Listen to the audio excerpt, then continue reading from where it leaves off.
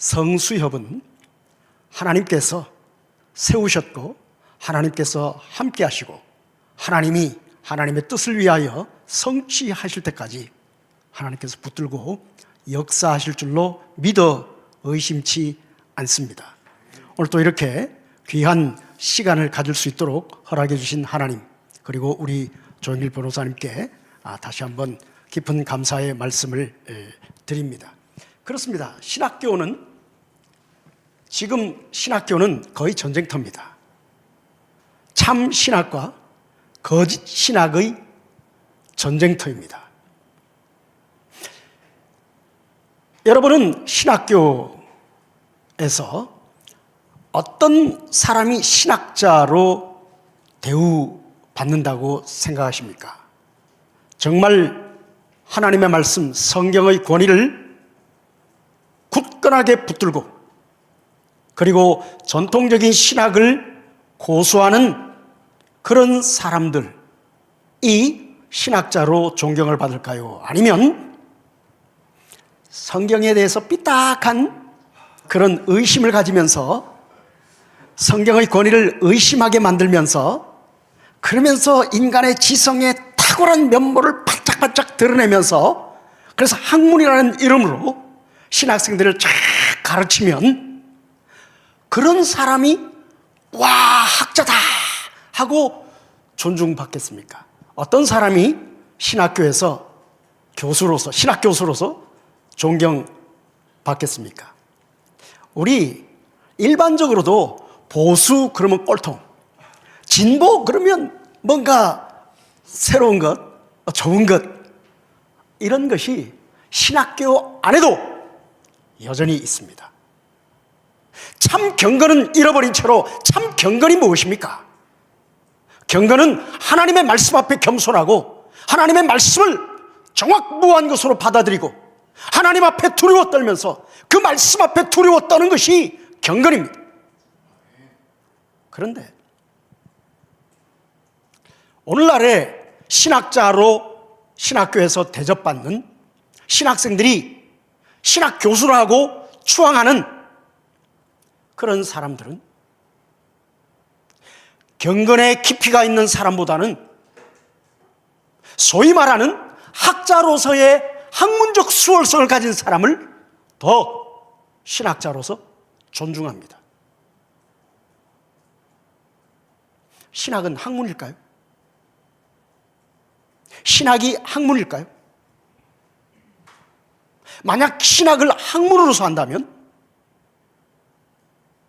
성경의 권위는 훼손될 수밖에 없습니다. 신학은 학문이 아니고 경건입니다. 칼빈은 기독교 강요에서 이렇게 말했습니다. 신학을 학문으로 여기는 자는 신학자가 아니다. 참된 신학자는 경건한 사람이어야 한다. 신학은 경건이다. 이렇게 말했습니다. 칼빈에게 신학은 학문이 아닙니다. 칼빈에게 신학은 경건입니다. 혹은 영성입니다. 파이어티 혹은 스피리추얼리티, 이게 칼빈이 이해하는 신학입니다. 다시 말하면 만약 신학이 경건을 배양할 수 없고 신학이 영성을 일으켜주지 못한다면 그건 신학이 아니고 학문일 뿐입니다. 그거는 신학교에서 가르쳐질 수 없습니다. 그런 신학에 대해서 칼빈은 이렇게 경고합니다. 지성과 결합된 불신앙은 그건 신학이 아니다. 도리어 하나님의 심판을 피할 수 없다. 오늘날 신학교에 소위 존중받는 신학자로 존중받는 그런 사람들, 어쩌면 칼빈의 눈에 보기에는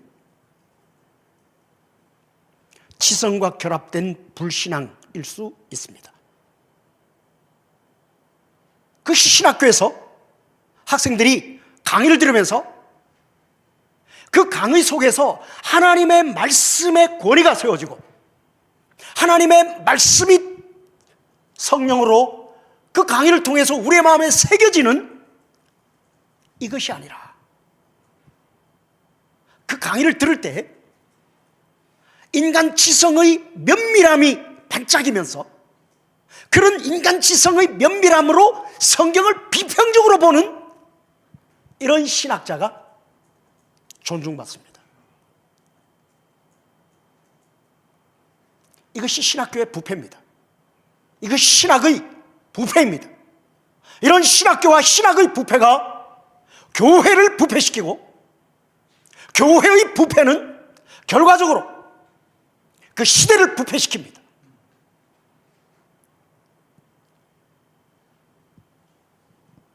오늘 우리는 신학교가 다시 새로워지게 하는 일에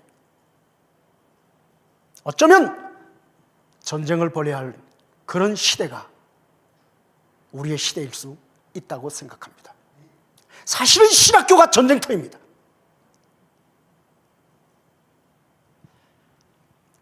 여러분은 잘 이해할 수 없을지 모르겠지만 저는 신학교가 바로 이런 영적 전쟁터라고 생각을 합니다. 강의를 듣는 학생들을 볼 때 때로 안타까운 마음이 많이 듭니다.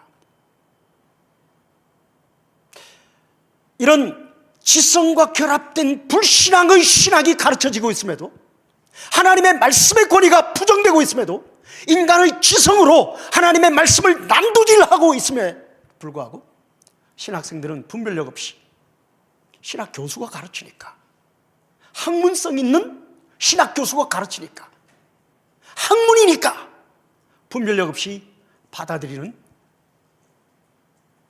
그런 신학생들, 그런 신학교의 분위기를 볼 때 마음속에 하나님 앞에서 참 깊은 탄식이 나오지 않을 수가 없습니다. 학문은 뭔가 새로운 것을 만들어내려고 합니다. 여러분 생각해 보세요. 신약 성경 신학 또는 구약 성경 신학, 거기서 뭐 박사학위를 받는다 칩시다. 박사학위가 어떻게 나오죠? 박사학위는 뭔가 자기가 새로운 것을 만들어내야 합니다. 박사학위란 학문적인 그런 학위로서, 박사학위란 없는 것을 만들어내야, 곧 학문적 기여가 있어야 박사학위가 수여됩니다. 뭔가 새로운 것을 제시해야 된단 말이죠. 그러면 아마 두 가지 방법밖에 없을 것입니다. 하나는 완전히 이전에 없던 자신만의 새로운 아이디어, 학설, 이걸 내든지, 아니면 이전에 있던 전통적인 것을 비평적으로 보든지, 둘 중에 하나입니다. 그러니까 학위를 받으려면 서구에서 신학을 하면서 학위를 받으려고 하면, 자, 뭔가 새로운 것을 만들려면 어떻게 됩니까? 2000년 동안 성경 신학을 해왔는데, 바울 신학을 해왔는데, 복음 신학을 해왔는데, 뭐가 새로운 게 나올 게 뭐가 있겠습니까? 방법은 현대 정신의 빛에서 성경을 재해석하는 겁니다. 현대 철학, 현대 정신, 그런 철학의 개념, 그런 정신, 이 빛에서 성경을 재해석합니다. 그러면 새로운 것이 나옵니다. 시간관념이라든지 또는 그런 현대 정신, 현대 철학 사조, 이것을 앞에 놓고 이전에 해왔던 것이 아닌 새로운 방식으로 성경을 연구하면 학위가 나옵니다. 아니면 성경을 비평하는 겁니다. 의심하는 거죠. 곧 전통적으로 해왔던 것을 의심하면서 그것들을 평가합니다. 그러면서 그걸 아주 비판적으로 재해석해버립니다. 그러면 학위가 나옵니다. 그 외에 서구 유럽 학문화된 신학마저도 이런 학문화된 그런 세계 속에서 박사학위를 받는다, 전통적인 방법으로는 박사학위 안 나옵니다.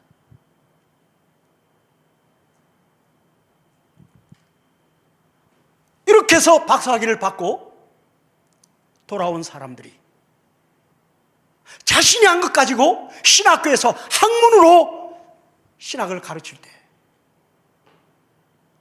전통적인 신앙을 물려받은 초대교회로부터 우리에게 물려온 이 신앙을 가진 교인들이, 그런 신학교육을 받고 나온 목사님들이 그런 학문적 배경에서 성경을 재해석할 때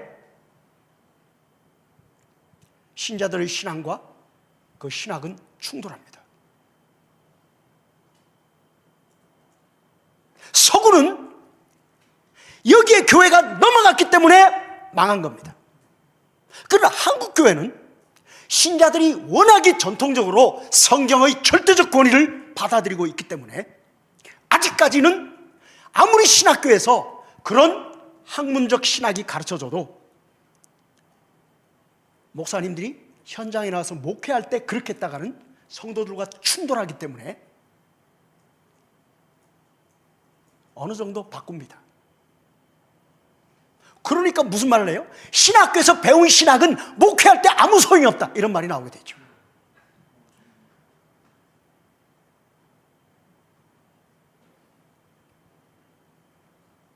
근데 만약 이제 한국교회도 점차적으로 이런 학문화된 신학, 비평신학,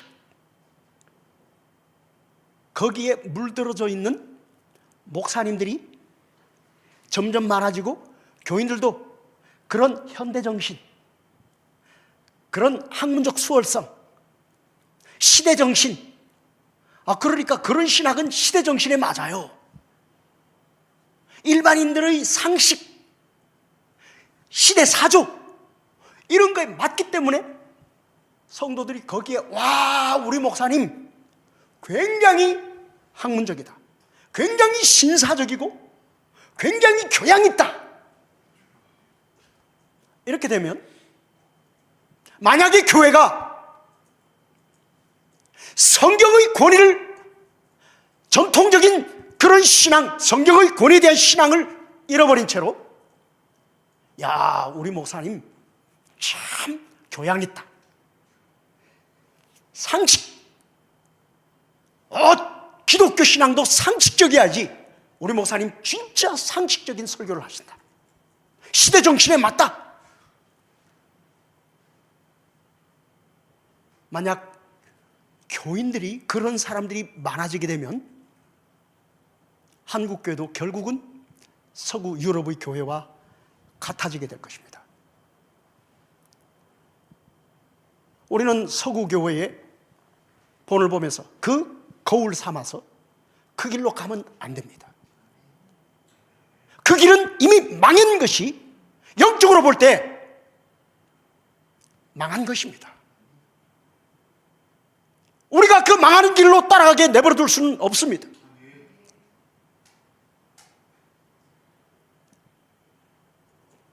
가장 중요한 전쟁터는 일반 교회가 아닙니다. 신학교입니다. 신학교가 이 영적 전쟁터의 최전선입니다. 우리 성수협이 신학교에서 어떤 변화를 일으켜낼 수 없다면 어쩌면 한계를 가질 수도 있습니다. 신학교가 변해야 합니다. 그래서 더 많은 사람들이 신학교 가야 하고, 우리 가운데서, 그리고 그 가운데서 신학교수 나와야 합니다. 신학교를 지켜야 합니다. 저는 신학교를 지키는 것은 신학 교수들에게 있다고 생각하지 않습니다.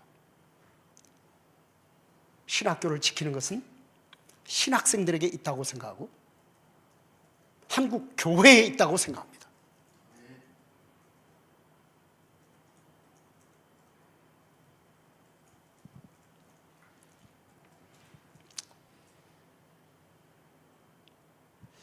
성경 비평 신학,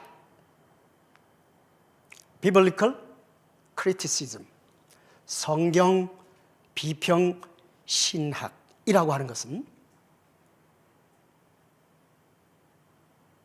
이처럼 지성과 결합된 불신앙의 신학, 이걸 자유주의 신학이라고 합니다.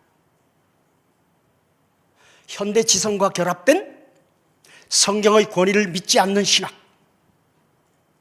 그것이 자유주의 신학입니다.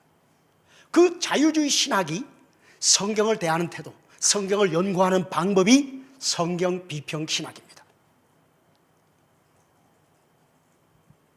자유주의 신학, 리버럴리즘 혹은 리버럴 시올로지, 그 자유주의에서의 그 자유라는 말의 의미가 무엇이겠습니까? 자유. 좋죠, 자유. 근데 이 자유주의 신학이 말하는 자유가 뭘까요? 자유란 두 가지 다른 의미로 해석할 수 있습니다. 하나는 강압에 의하지 않는 자발적이라는 의미에서 자유가 있겠고, 또 하나는 억압, 매임, 여기서부터 노연하는 자유가 있을 것입니다. 그런데 자유주의 신학이 말하는 자유는 앞의 자유가 아닙니다. 자유주의 신학이 말하는 이 자유는 뒤의 자유입니다.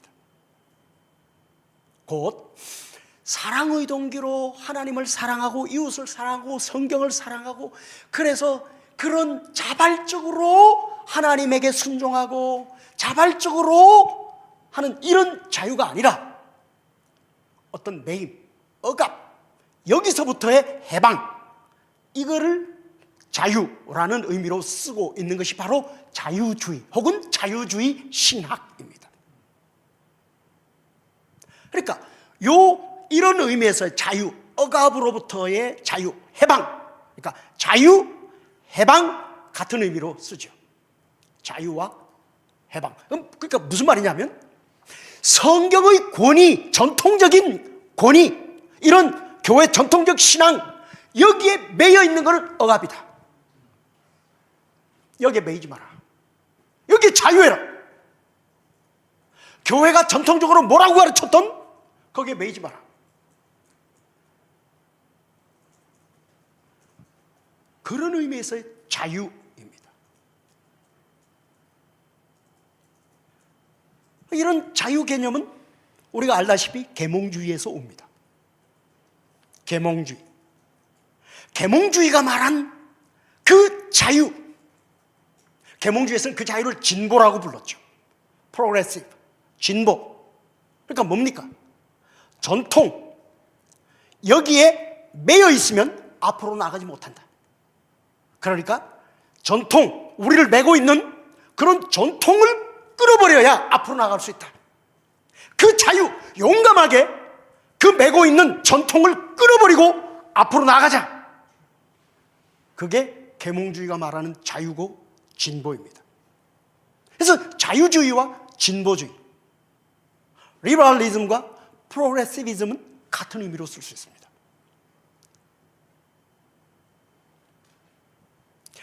이 계몽주의가 말하는 진보, 자유, 그건 뭡니까? 그러니까 궁극적으로 하나님 중심의 세계관, 곧 성경의 권위를 바탕으로 해서 성경이 가르치는 바 하나님 중심의 세계관, 이거에서 매이지 마라. 인간 중심의 세계관, 인간이 주체가 된다. 인간은 하나님으로부터 독립해야 된다. 인간은 교회로부터 독립해야 된다. 곧 이성을 가진 인간은 교회가 가르친 전통적인 신앙, 곧 성경에 대한 절대적 권위, 하나님에 대한 믿음, 이런 것들에 매여 있는 것은 개돼지와 같은 존재다. 그러니까 인간의 발견, 인간의 재발견,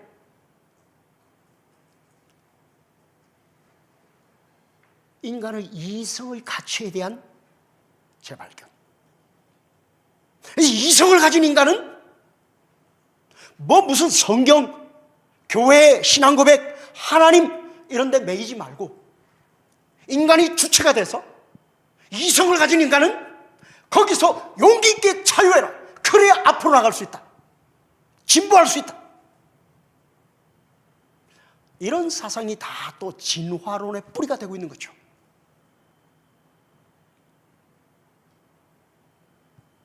이런 계몽주의의 진보, 자유, 이거에 따라서 프랑스 혁명이 일어났죠. 그래서 프랑스 혁명이 말하는 자유가 뭡니까?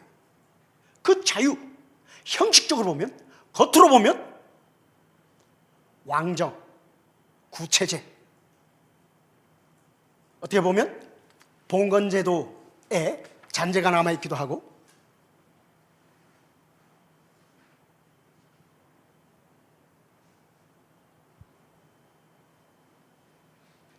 뭐 어떤 그 신분제 사회, 뭐 그런 구체제에 대해서 매이지 말고, 그런 왕정, 그 귀족, 평민, 이런 신분제, 그 다음에 어떤 뭐 봉건제, 거기에 따른 어떤 경제적 불평등, 뭐 이런 거에 매이지 말고 그런 구체제에서, 그 억압에서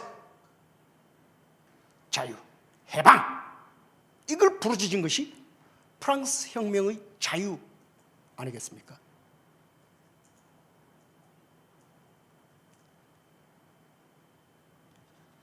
그래서 우리가 이 자유주의라는 말을, 자유주의 신학, 이걸 이해하기 위해서 이 자유라는 말의 의미를 정확하게 정의할 필요가 있는데, 이때 이 자유란 자발적인 이라는 의미에서 자유가 아니고 억압, 매임, 곧 다시 말하면 전통, 어떤 성경의 권위, 교회 가르침, 하나님, 이런 데 매이지 말고 이성을 가진 인간은 그런 데서 인간이 주체가 돼서 자유해라, 이런 의미에서의 자유입니다. 그것이 바로 자유주의라는 말의 자유의 의미고, 그것이 자유주의의 정신입니다. 그러니까 자유주의 신학은 뭡니까?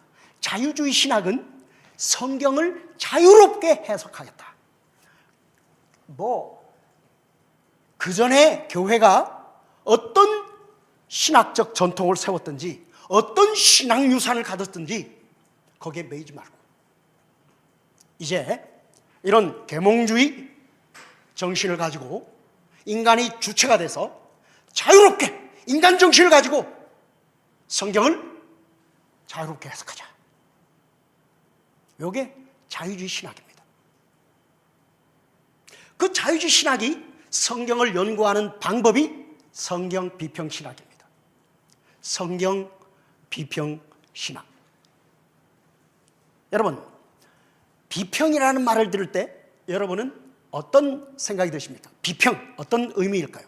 비평, 크리티시즘, 비평한다. 제가 만약에 조선사님을 비평한다,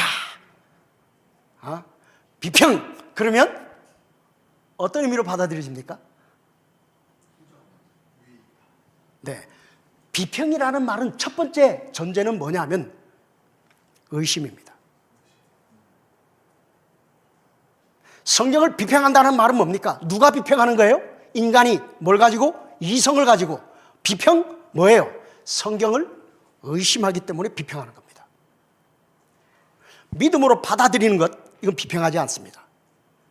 해석하게 되겠죠. 근데 이 성경 비평이라는 말은 뭐냐면, 그 전제 자체가 성경은 영감된 하나님의 말씀으로서 오류가 없는 절대적 권위를 가지는 것이다 하는 것에 대해서 비평한다. 뭐예요? 의심하는 겁니다. 의심. 이게 비평신학의 출발점입니다.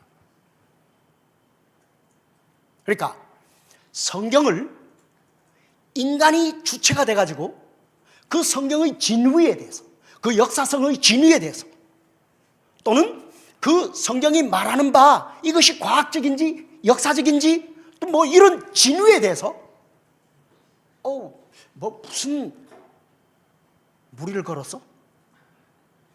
뭐 해가 중천에 떠가지고 안 넘어가고 뭐 달도 그렇게 머물러 있어. 그러면 우주가 스톱됐다는 거야? 그게 과학적이야 그거? 아니 무슨 홍해가 갈라져? 그게 역사적으로 사실이야 그게? 과학적이야? 그러니까 성경 비평 신학이라고 하는 것은 뭐냐면 이런 계몽주의 이후의 자유주의, 그러니까 인간이 주체가 돼서 인간의 이성을 가지고 진리를 탐구하고자 하는, 그래서 생기게 된 학문, 이 학문을 전제로 하고 그 학문을 빛에서 성경을 보겠다는 거예요. 그러니까 인간의 이성과 경험을 학문 방법으로 하는 그런 학문 방법을 따라서 성경을 보겠다, 성경을 해석하겠다. 인간이 주체가 돼가지고. 그러면 어떻게 돼요? 성경에 이런 무슨 해가 중천에 떠가지고 안 넘어가고 그대로 있었다, 달이 그대로 있었다, 무슨 홍해가 갈라졌다, 이런 등등 성경에 그런 인간의 이성과 경험으로 곧 과학적으로 말이 안 되는, 이해하기 어려운 이런 것들이 성경에 있단 말이야. 그러면 거기에 대해서 의심하게 되겠죠. 야, 성경에 이게 들어와 있어? 그러면 성경은 오류가 없다 하는 것이 진짜일까? 성경은 진짜 하나님의 영감된 계시의 말씀일까? 이제 이걸 비평합니다. 그러면 어떻게 하게 됐습니까? 먼저 역사적으로 비평합니다. 역사라고 하는 것, 그 역사 안에 역사 발전의 내적 원리가 있겠죠. 그런 역사 발전의 내적 원리를 가지고 성경의 역사를 봅니다. 그러면 이 성경의 역사는, 성경이 말하는 바는 하나님이 역사의 주관자가 되셔가지고 하나님의 뜻대로 다스린다. 이거는 이런 역사학적 관점, 역사 안에 있는 내적 발전 원리, 어떤 그런 것으로 보면 이 성경의 역사는 역사적 사실로 보기 어렵겠죠. 의심하게 됩니다. 그러면 이 성경의 진정성에 대해서 의심하게 되겠죠. 그러면 이런 성경의 이야기를 역사적으로 비평해 볼 때는 어떻게 이런 이야기가 나오게 됐나, 이런 걸 살피게 되겠죠. 예를 들어서 천지창조 이야기가 나왔다. 그러면 왜 이런 이야기가 있을까? 또는 언약, 모세의 시내산 언약 이런 거, 율법 이런 거, 이런 걸 역사 속에서 이렇게 보게 됩니다. 그러면서 어떤 것들을 비교하게 됩니다. 첫째는 의심하게 되죠. 의심. 그 다음에 그래서 역사 비평을 하게 되고, 그 다음에는 어떤 문서 비평을 하게 됩니다. 문서 비평. 그러니까 고대 근동에 있던 다른 문서들과 비교해서 이 창조 이야기는 이런 문서들 속에서 보니까 거기서 온 거구나. 언약, 신에선 언약, 그거는 고대 근동에 있던 다른 그런 언약 문서들에 보니까 있네. 그러니까 그런 데서 온 거구나. 이렇게 문서들을 비평하게 됩니다. 그 다음 문학 양식을 따라서 또 이거 봐라, 이거는 신화적인 그런 시적인 표현인 것이고 그런 것이지 그걸 꼭 역사적으로 받아들이면 되냐 이거.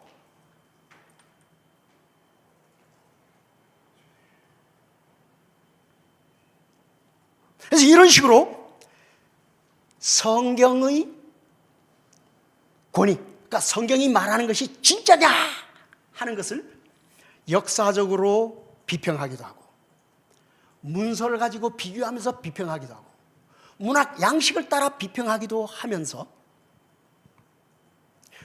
요거를 종류를 나누고, 그래서 모세오경에 보면 하나님의 이름이 어째서 어디는 야훼고 어디는 엘로힘이고 그러냐, 그러니까 이거는 야훼 문서가 있고 엘로힘 문서가 있고 이런 식으로 종류를 나눕니다.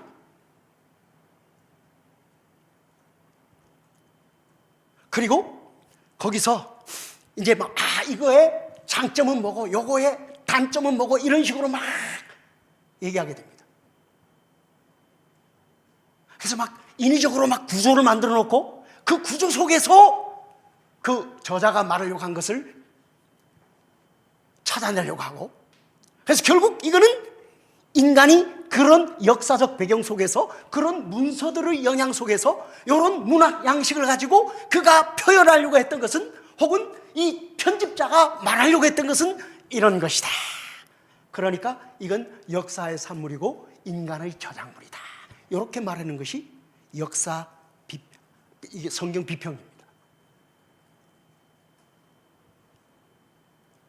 그래서 성경 비평이라는 말은 뭐예요? 성경 비평은 근본적인 전제가 성경의 하나님의 영감된 말씀이라는 것. 그래서 성경은 절대적 권위를 갖는다. 성경은 오류가 없다. 이거를 받아들이고 하면 비평이 안 되죠. 그러니까 비평이라는 말 자체는 처음부터 성경의 권위를 인정하지 않고 시작하는 것이 성경 비평신학입니다. 그러니까 다시 성경 비평신학은 자유주의 신학의 성경에 대한 태도, 그리고 성경을 읽고 해석하는 학문적인 방법, 그것이 성경 비평신학입니다. 그러니까 이 성경 비평신학은 근본적인 전제가 성경은 영감된 하나님의 계시의 말씀으로서 오류가 없는 절대적 권위를 갖는 것이다 라는 것을 부정하는 것부터, 아니 의심하고 그 전제를 벗어버리고 성경을 읽어야 된다. 그런 전제를 가지고 성경을 읽으면 그거는 성경 해석이 아니야. 그건 올바른 성경 해석이 아니야. 그런 데서 자유해야 돼. 그런 매임에서 벗어나야 돼. 이게 성경 비평신학입니다.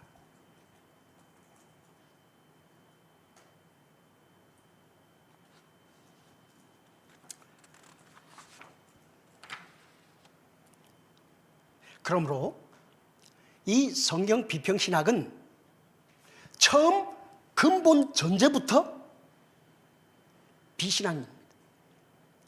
아니, 거듭난 신자는, 위로부터 난 사람은 성경을 하나님의 말씀으로 받아들이는데, 그것을 그 인간의 이성이 동의하기 때문에 받아들이는 것이 아니라 성령께서 인간의 이성의 동의보다도 더 높은 차원의 성령의 내적 증거 때문에 성경을 권위 있는 하나님의 말씀으로 받아들입니다. 거듭난 신자는 처음부터 성경을 대할 때 성경의 원저자이신 성령께서 우리를 거듭나게 하시고, 거듭난 신자에게 이 성경이 하나님의 영감된 말씀이다 라고 하는 것을 내적으로 확증해 주시는, 이것은 인간의 이성의 동의를 넘어서는 확증입니다. 컨빅션입니다. 언더스탠딩이 아니에요. 이성적으로 이해하는 게 아닙니다. 이성의 동의를 구하는, 이성의 동의 차원에 있는 그런 수준이 아니라 성령의 내적 확증,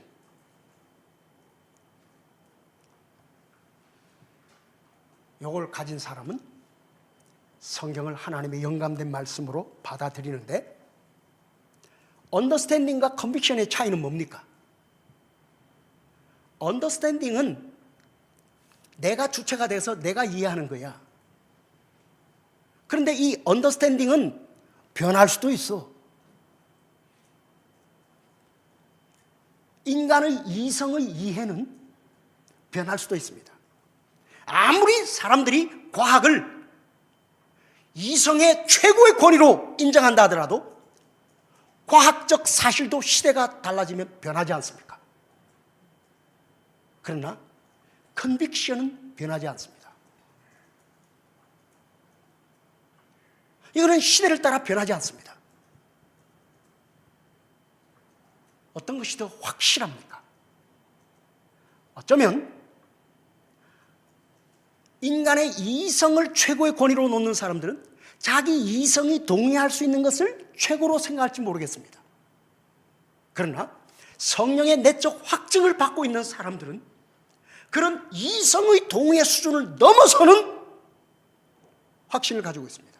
어느 누가 학문적 이해를 위해서 자기 생명을 거는 사람이 누가 있습니까? 그러나 이 신앙의 확신을 위해서는 자기의 생명을 겁니다.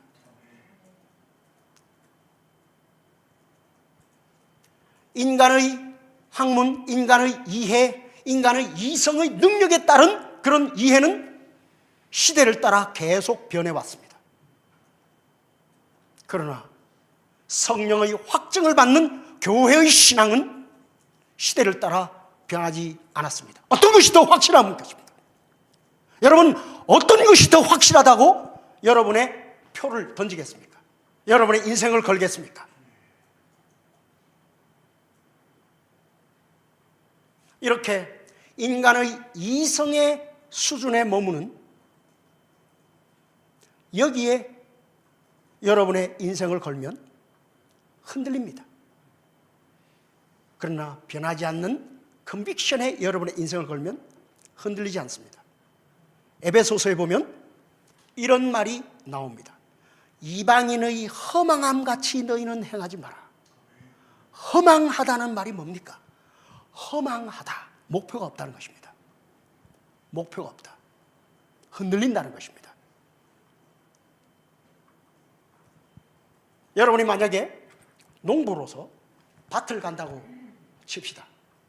소에게 결의를 메우고 소를 몹니다. 이려 쯧쯧쯧 몰면 나중에 보면 밭고랑이 막 지그재그로 돼 있겠죠. 그럼 어떻게 돼요? 그거 다시 다락 엎어버리고 다시 갈겠죠. 그러면 이제 저 구름 거기다가 딱 목표를 맞춰놓고 이려 쯧쯧쯧 하면 나중에 보면 고랑이 다 구름이 가는 거에 따라서 다 휘죠. 다 가랍습니다. 저 멀리 있는 산을 목표로 해가지고 이려 쯧쯧 하면 똑바로 고랑이 갈아지겠죠. 바로 허망하다는 말은 목표가 없다는 말입니다. 목표가 없다.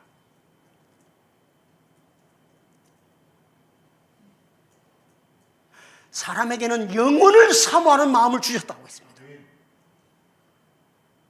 우리가 바라봐야 할 목표는 영원한 진리이지 시대의 진리가 아닙니다. 영원한 진리는 하나님의 말씀입니다. 이방인들에게는 이런 진리에 대한 영원한 목표가 없다는 말입니다. 그래서 그들은 허망합니다. 자기들의 이해의 수준에 있어서는 그것이 최고인 것 같고, 그래도 우리 기독교인들의 수준에서 보면 그것들은 모두가 다 허망한 것입니다. 역사 속에 돌이켜 보십시오. 인간의 이해의 능력이 얼마나 허망한가 하는 것을 보십시오. 그러나 하나님의 말씀의 진리는 변하지 않습니다.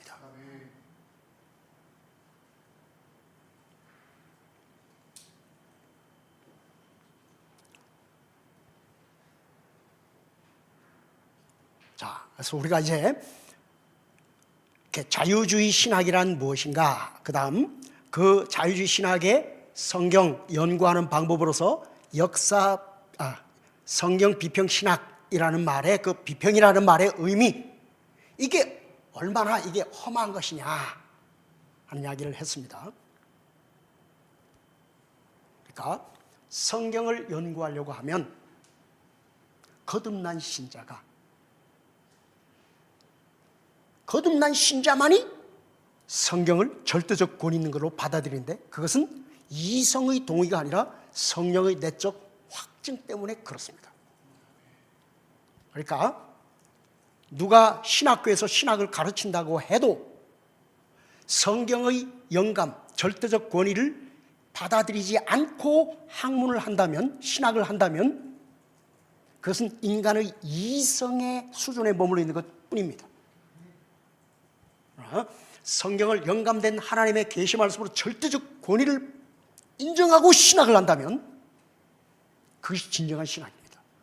신학. 자, 한번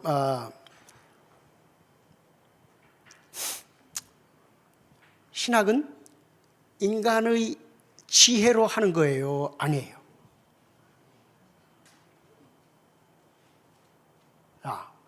신학은 인간이 하는 거예요? 아니면 하나님이 하시는 거예요? 신학은 공로예요? 은혜예요? 여러분이 이미 뭐 답을 다 알고 있으니까. 그런데 자, 신학이라는 말, 그러니까 하나님에 대한 학문, 뭐 한자로 하면 그렇게 되지만, 그러니까 신학을 이렇게 정의하면 어떨까요? 신학은 인간이 이성과 경험이라고 하는 합리적, 경험적 방식으로 성경을 연구하고, 그래서 학문적 방식으로 살펴서 그것을 학문적 방식으로 정리해가지고 그렇게 행하는 작업이, 그러니까 하나님과 하나님에 대한 것을, 성경에 나타난 하나님과 하나님에 대한 것을 인간이 학문적 방식으로, 곧 합리적, 경험적 방식으로 살펴서 그것을 학문적으로 정리해서 제시하는 것이 신학이다.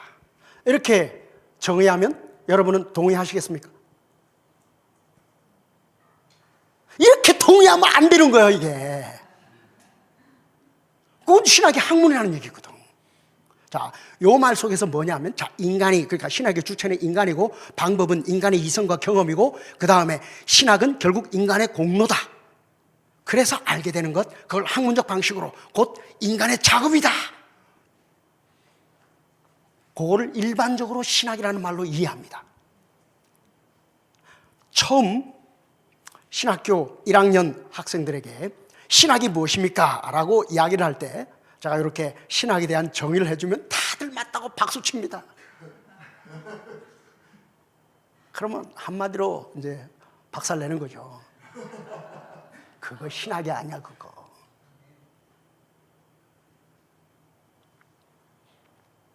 자, 신학은 인간이 하는 거예요? 하나님이 하는 거예요? 하나님이 신학할 필요 있어요? 그럼 인간이 하는 거예요? 하나님이 하는 거예요? 신학은 인간이 하는 거예요? 하나님이 하는 거예요?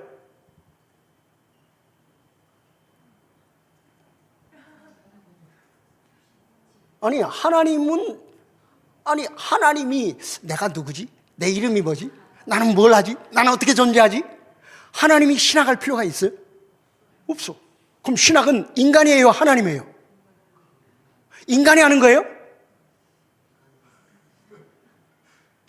그럼 신학은 인간의 작업이에요? 자, 그러니까 여기서 신학의 주체, 신학의 기원, 이 문제가 중요합니다.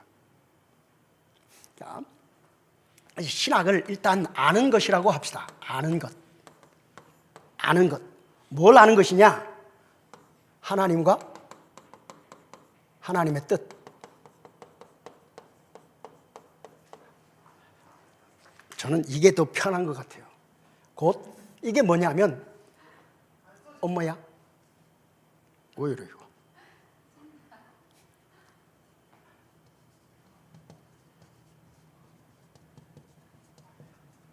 성경에 나타난 하나님과 하나님의 뜻을 아는 것이 신학이죠. 성경에 나타난 하나님과 하나님의 뜻을 아는 것이 신학입니다. 그런데 성경, 하나님, 하나님의 뜻, 이게 모두 영적 성격을 갖는 거 아니에요? 그죠? 그러니까 신학은 영적 성격을 갖죠. 그러니까 육적 성격, 그러니까 영적 학문이지 신령한 학문이지 육적 학문이 아니다, 이 말이에요. 아는 것인데 요 아는 것도 뭐예요? 그러니까 요것도 영적인 것은 영적인 것으로 알게 되는 거죠.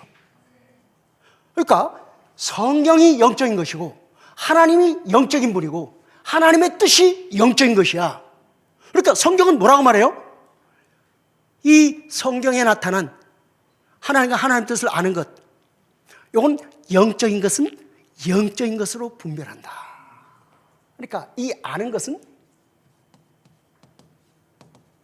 신령한 지식이지 육적 지식이 아닌 거야. 이게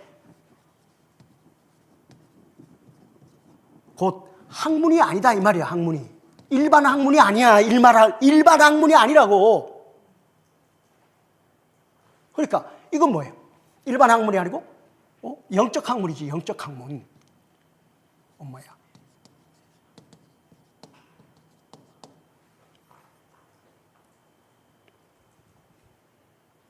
신령한 것은 신령한 것으로 압니다. 자, 일단 신학의 영적 성격에 대해서 이렇게 얘기를 해보고, 다음, 자, 신학이라는 용어는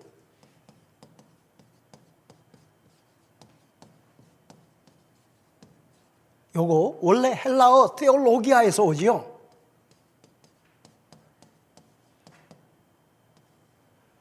테올로기아, 테오스, 로고스.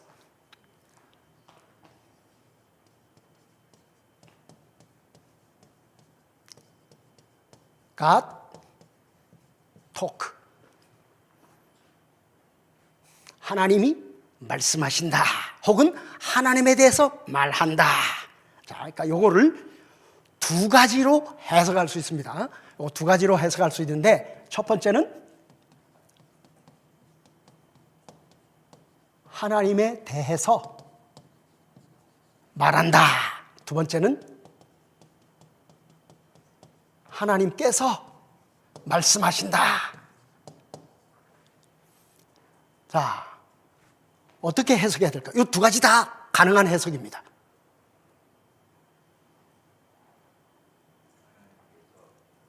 네. 자, 하나님에 대해서 말한다 라고 말하면 주체가 인간이 되겠죠. 방법은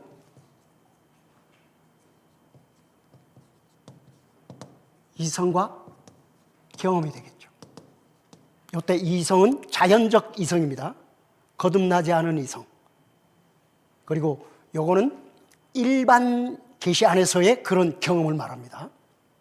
이게 되겠죠. 근데 만약에 하나님께서 말씀하신다라고 말하면 주체는 하나님이 되겠죠.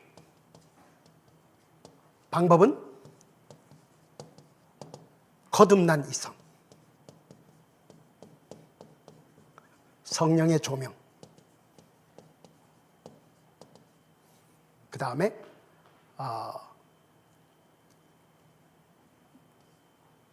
이렇게 되겠죠.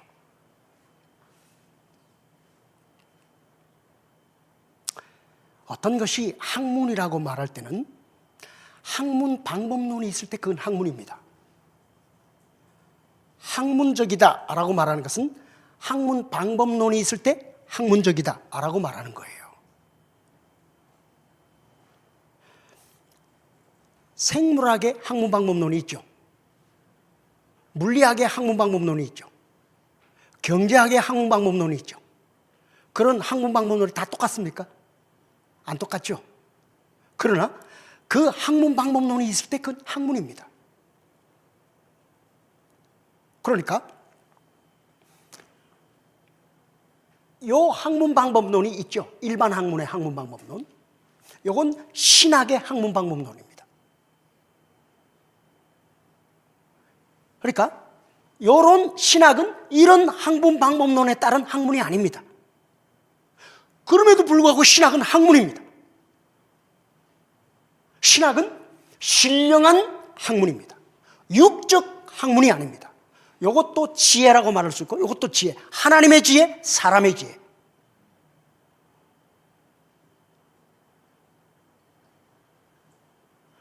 학문 방법론이 있으면 학문입니다. 그런데 이 자유주의 신학자들은 요 학문 방법만이 학문이라고 주장합니다. 그럼 우리는 묻죠. 그러면 처음에 계몽주의에 따라서 생겨났던 자연과학과 그 다음 사회과학의 학문 방법이 다른데, 달라도 학문 방법이 있으면 학문이잖아. 그러면 너희는 이런 학문 방법론을 따르기 때문에 그 학문이야. 우리는 우리 신학의 학문 방법론이 있어. 너희가 이성 맞아야 된다며. 우리도 이성에 맞아. 그러나 너희는 자연적 이성이고 우리는 거듭난 이성이야. 너희 경험하지? 우리도 경험해. 야, 니네는 기도할 때 하나님께서 주시는 그런, 하늘로부터 주시는 그 위로와 기쁨과 이런 거 경험해 봤어? 우리 이거 매일 경험하는 거야. 경험적이어야 한다며. 우리도 경험적이야. 근데 너의 이성은 이걸 이해할 수 없고 너의 경험은 이걸 경험하지 못하니까, 그러면 아니, 그러니까 소경에게, 시각장애인에게 빨간색과 파란색을 구별시켜봐. 할 수 있어? 그러니까 빨간색은 색감이 따뜻하고 파란색은 색감이 차갑다. 손 대면 어이구 뜨거라, 차가라. 없잖아. 보지 않는 이상 몰라. 누구는 이게 안 보이잖아. 그러니까 너희는 영적으로 소경인데 너희가 못 보는 거를 어떻게 보여줘? 거듭나야 보는 건데. 그러니 너희의 지혜는 어리석게 보여도 우리의 지혜는 너희가 어리석게 보이는 거야. 아니, 왜 이것만 학문이라고 그래? 니네가 이성과 경험에 맞으면 학문이라며. 우리도 이성과 경험에 맞다고. 그럼 너희 이성에는 이해가 안 되지. 너희 경험은 경험 못하지. 그러니까 거듭나라고. 그러니까 예수님이 니고데모 보고 거듭나라. 내가 하는 말 못 알아듣겠지. 그러니까 내가 하는 말을 알아들으려면 육에서 난 것은 육에서 난 거야. 그러니까 영적으로 다시 나라고. 거듭나라고. 그래야 알아듣는 거야. 그런데 이 거듭남을 이해하지 못해. 이 학문을 하는 사람들이. 그러니까 지성과 결합된 불신앙으로 신학을 하는 사람들은 거듭나지 않았어, 이성이. 만약 거듭났다면 거듭남의 증거는 뭡니까? 성경을 하나님의 말씀으로 받아들이는 거야. 성령의 내적 증거를 받아들이는 거야. 이게 거듭난 거야. 거듭난 사람은, 거듭난 이성은 성경의 절대적 권위를 받아들입니다. 이거는 인간의 이성의 동의에 달려있는 게 아니야. 성령의 내적 확증에 달려있는 거라고. 컨빅션이란 말이에요. 거듭난 이성은 뭘로 알 수 있냐? 성경을 영감된 하나님의 계시말로서 절대적 권위로 받아들이는 것으로 그가 거듭난다 안 난다를 알 수 있습니다. 그러니 거듭나지 않았으면서도 신학을 한다는 것은 속임수야.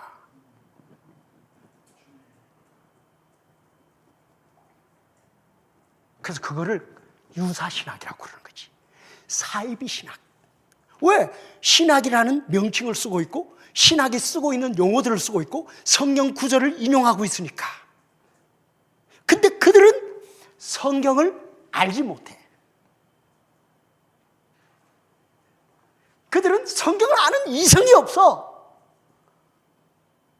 근데 지네는 똑똑하다는 거지. 그러니 하나님 보시기에는 너무 어리석은 거야. 하나님의 지혜가 사람의 지혜는 너무 어리석은 거고 사람의 지혜는 하나님의 지혜가 이해가 안 되니까 어리석은 거지. 근데 이런 이성이 이런 이성 보고 아이고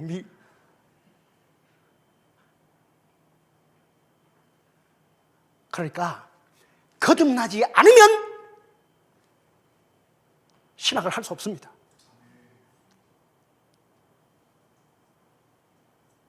그런데 거듭나지도 않은 것들이 신학교에서 이런 이성과 이런 경험의 방법을 가지고 이런 학문적 방법으로 성경을 보겠다는 거야. 그러니까 성경의 영적 성격을 인정하지 않아. 하나님의 뜻, 이 영적 성격을 인정하지 않아. 그러니까 자유주의 신학에서 하나님은 어떻게 되겠어요? 어떤 인간 정신으로 바뀌어지고 말아.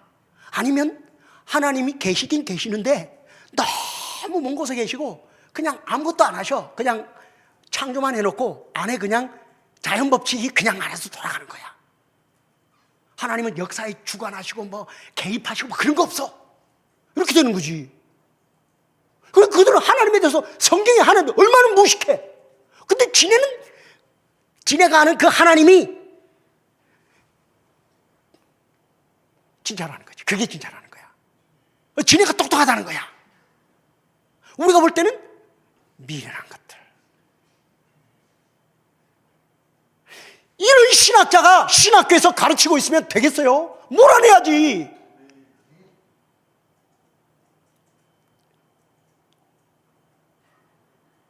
신학교가 학문의 전당입니까? 이런 학문의 전당이에요? 아닙니다. 신학교는 경건의 전당입니다. 신학교는 경건을 배양하는 곳입니다. 영성을 배양하는 곳이에요. 인간의 지성을 개발하는 곳이 아닙니다.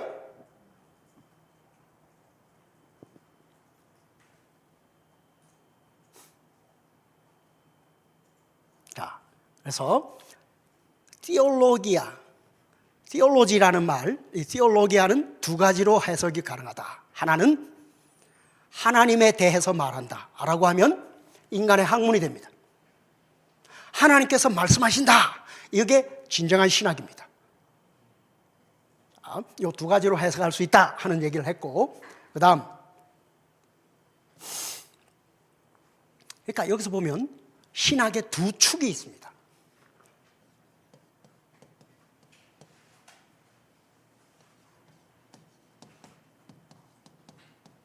Two poles of theology.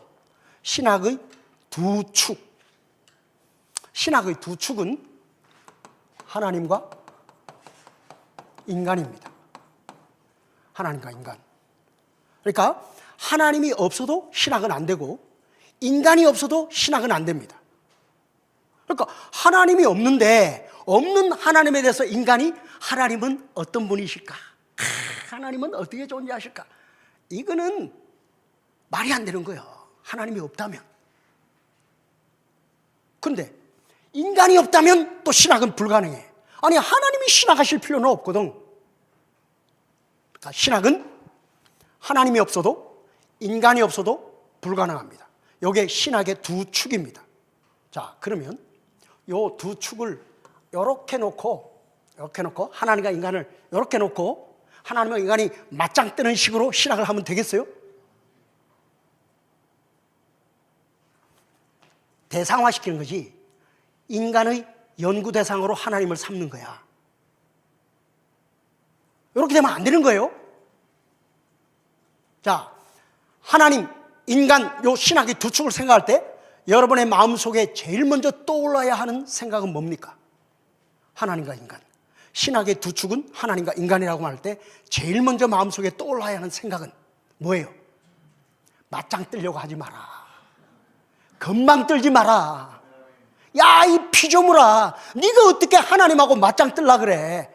너는 피조물이고 하나님은 창조주야. 이 생각을 먼저 가져야 합니다.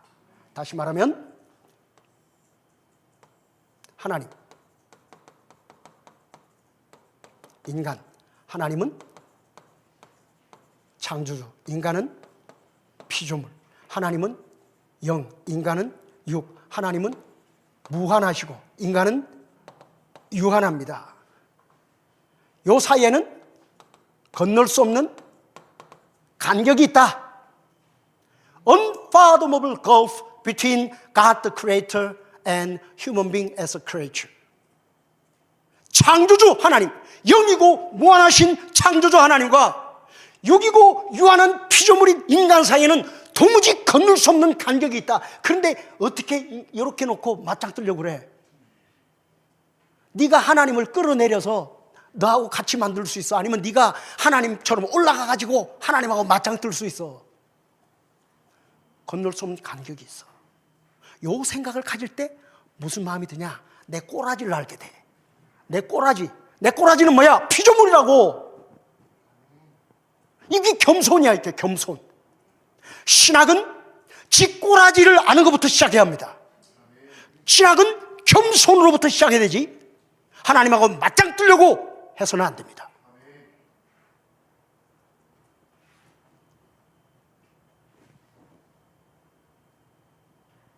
인간은 이 간격을 넘어서 하나님께로 올라갈 수도 없고 하나님을 끌어내릴 수도 없습니다. 그래서 칼빈은 기독교 강요, 이게 하나님에 대한 지식 아니에요. 그걸 처음 시작할 때 요 얘기부터 시작합니다. 아무도 신학을 하려고 하면, 하나님에 대한 지식을 가지려고 하면 경건하지 않고는 하나님을 알 수 없다. 자, 이런 마음을 가질 때 우리 마음속에는 뭐가 들어? 경건이라는, 경건해집니다. 하나님은 창조주시고 영기고 무한하시고 인간은 피조물이고 육이고 유한하다. 이 사회는 건널 수 없는 간격이 있다. 이 생각은 우리로 하여금 겸손, 경건, 우리의 꼬라지를 하는 것, 너 자신을 알라. 그래서 기독강요 1권 처음 시작할 때 칼빈이 요 말부터 끌어옵니다. 옛날 그리스 철학자들도 그래서 이렇게 말했다. 너 자신을 알라. 네 꼬라지를 알라는 말부터 시작했다. 꼬라지를 알아라 야 인간아, 너는 피조물이야. 이 피조물인 인간이 어디 하나님을 상대화시켜서 하나님하고 맞짱 뜨려 그래 인간아. 그러니까 겸손하지 않으면, 바꿔 말하면 경건하지 않으면 아무도 하나님을 알 수 없다.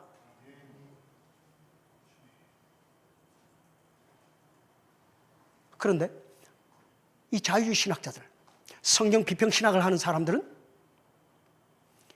인간을 하나님보다 높여놨어. 인간을 성경보다 높여놨어. 그리고 성경에 하나님을 인간이 비평하겠다는 거야. 우리는 이거를 굉장히 학문적인 용어로 또라이라고 그럽니다. 아니, 이거는 그냥 또라이가 아니고 상또라이 중에 상또라이야. 아니, 칼빈 선생님이 이렇게 말했다고. 미치지 않고는 그럴 수 없다. 광란에 빠졌다. 미쳐 지랄한다. 그게 현대신학입니다. 그게 자유주의 신학이고 그게 성경 비평 신학입니다. 그들이 얼마나 교만한가.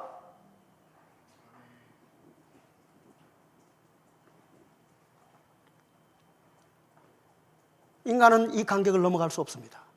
그래서 이 하나님을 우리가 초월자라고 합니다. 초월, 트랜센덴탈 빙.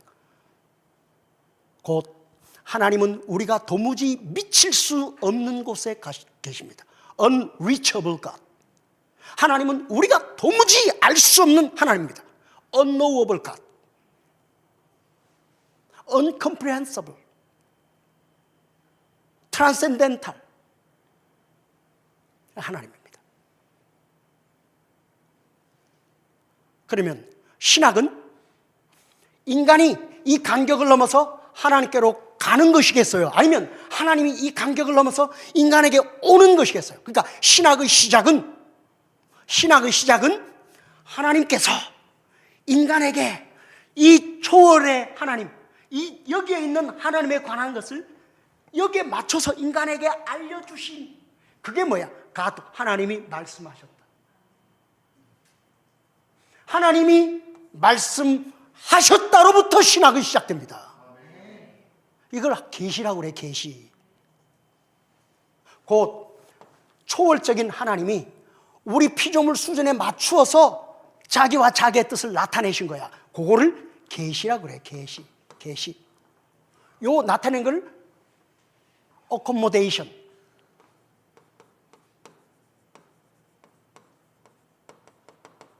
적응, accommodate. 우리 딸내미가 키가 155cm쯤 돼요. 우리 사위가 키가 190cm야. 둘이 어떻게 연애했는지 난 잘 모르겠어. 참. 그러니까 우리 딸내미가 연애할 때 지 남자친구하고 뽀뽀하려고 그러면 이렇게 해도 안 돼. 안 돼, 그거. 방법은 우리 사회가 그게 어코모데이션이야. 맞춘단 말이지. 하나님이 피조물인 우리 수준에 맞추어서, 영이고 무한하신 하나님이 육이고 유한한 우리 수준에 맞추어서 자기와 자기의 뜻을 나타내셨다. 그게 계시야, 계시. 그게 성경이라고.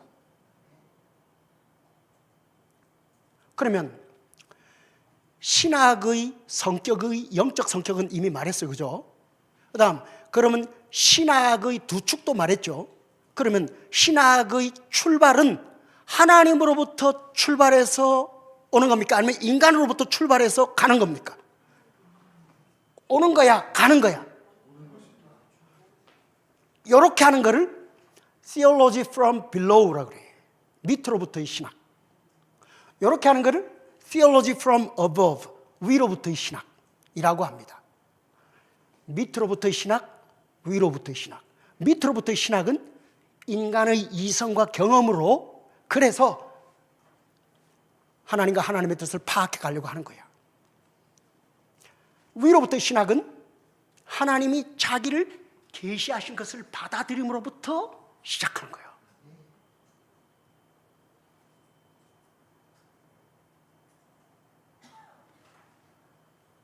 자, 신학은 하나님으로부터 시작합니까? 인간으로부터 시작합니까? 하나님이 없다면 신학은 불가능합니다. 그리고 하나님이 말씀하셨다가 없으면 신학은 불가능합니다. 곧 신학은 하나님이 말씀하셨다, 하나님의 계시, 우리 수준에 맞춰서 하나님이 자기와 자기의 뜻을 나타내신 것, 요거를 가지고 아는 겁니다. 그러니까 요게 뭐야? 그러니까 계시는 기원이 하나님이죠. 곧 위로부터입니다. 그리고 성격이 영적이죠. 영적인 겁니다. 그 다음 방법이 영감이죠. 요게 성경 계시야. 그러니까 이 성경 계시는 영적 성격을 가질 수밖에 없어. 영적인 건 영적으로 분별해야 되지.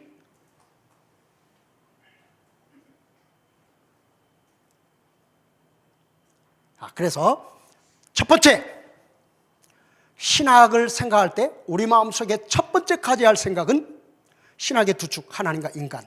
그리고 하나님은 창조주고 인간은 피조물이다. 하나님은 영이고 무한하시고 인간은 육이고 유한하다. 이런 생각을 가질 때 우리는 첫 번째, 우리 마음에 경건한 마음을 가져야 된다. 겸손한 마음을 가져야 된다. 곧 우리 꼬라지를 알아야 된다. 두 번째, 신학의 시작은 하나님이 말씀하셨다로부터 시작한다. 곧 신학의 기원은 하나님으로부터 시작되는 것이지, 신학의 기원은 인간이 시작하는 것이 아니다. 신학은 하나님이 우리에게 오심으로 시작되는 것입니다. 그리고 우리가 하나님께로 가는 것도 우리가 가는 게 아니야. 하나님이 오게 하셔야 가는 겁니다.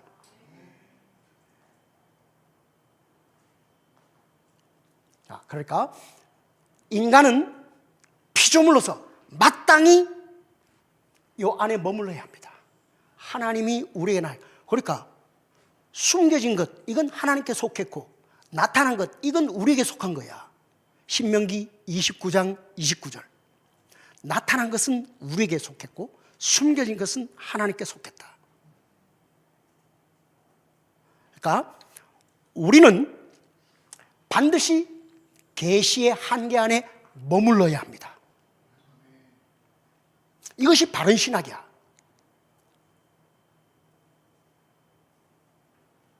인간은 이 계시의 한계를 벗어나면 곧바로 오류에 빠집니다. 캄캄한 어둠에 빠집니다. 알 수가 없습니다. 그러므로 인간은 피조물로서 자기의 위치와 한계를 알아야 합니다.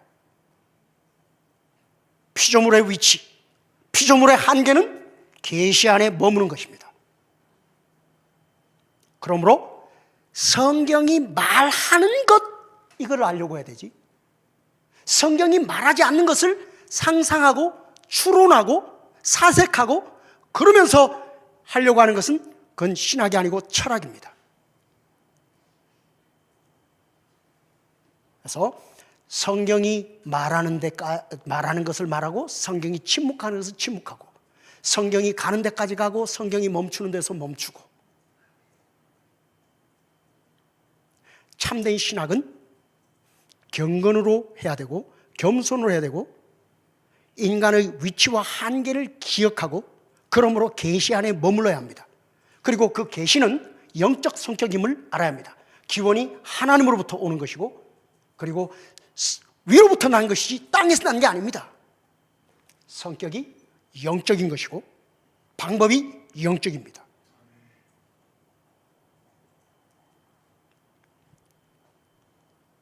자, 다음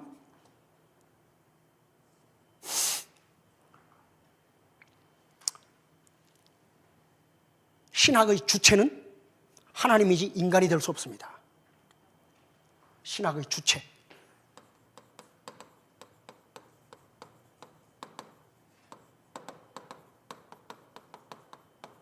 곧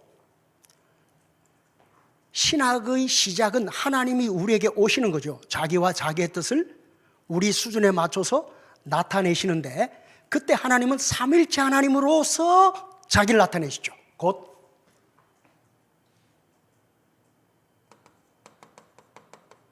하나님이 우리에게 오실 때 성부로부터 성자를 통해서 성령으로 오시죠.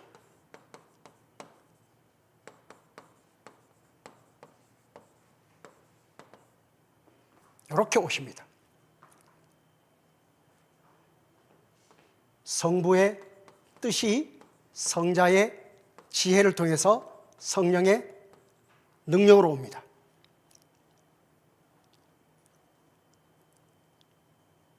From the Father, through the Son, by the Spirit. 이게 계시야, 계시. 계시는 삼일체 하나님의 사역인데 성부의 뜻이 성자를 통해서, 그래서 성자를 말씀 혹은 지혜 그리고 성령의 능력으로 우리에게 옵니다. 그게 계시야, 계시. 그런데 그 계시를 보면서 우리가 하나님께로 가는 것, 하나님을 알게 되는 것, 그것도 우리가 아니야, 우리가 아니야. 우리가 아니야. 그러니까 아무도 하나님께로 올 자가 없어. 이끌지 않으면. 하나님이 이끌지 않으면 아무도 하나님께로 올 자가 없어. 나를 통하지 않고는 아무도 아버지께로 올 자가 없고 성령이 이끌지 않으면 아무도 내게로 올 자가 없어. 그러니까 우리가 가는 순서는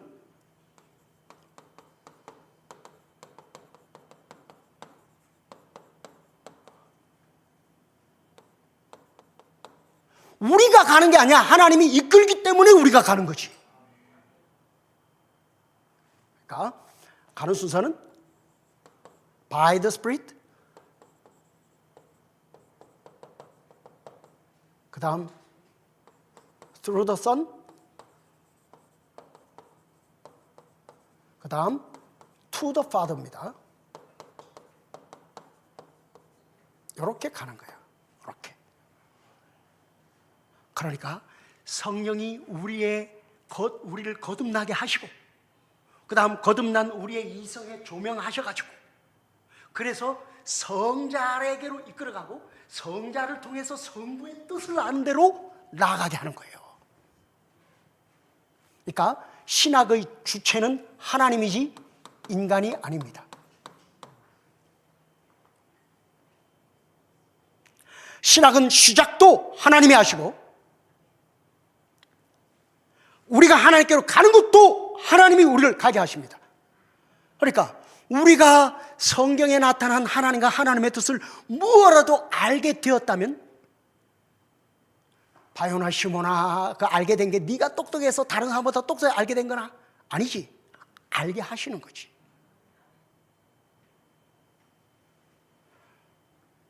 고린도전서 1장 18절부터 2장 마지막 절까지 이 하나님의 지혜가 사람의 지혜는 어리석어. 그러니까 2장 7절부터 고린도전서 2장 7절부터 뭐라고 말합니까? 이 감추어진 것, 그러니까 뭐예요? 요거 감추어진 것, 요거 이게 나타났잖아. 요걸 보면서 요걸 아는 게 그게 신학이거든. 요걸 보면 요게 보여. 이건 여기서 와가지고 요걸 보면 요걸 보도록 돼 있다고. 때가 참 우리에게 나타내셔서 성령으로 이걸 알게 되는 것도 신령한 것은 신령으로 알게 되지. 그러니까 여러분 고린도전서 2장 7절부터 읽어야 되는데 지금 시간이 없으니까 안 읽는 거예요. 그러나 여러분은 성경을 많이 읽었기 때문에 그래서 2장 7절부터 마지막 절까지 지금 그냥 빨리 펴서 한번 보세요. 그냥 눈으로만 한번 쭉 보세요.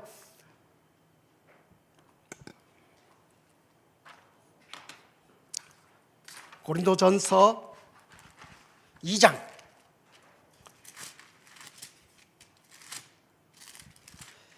자 보세요. 거기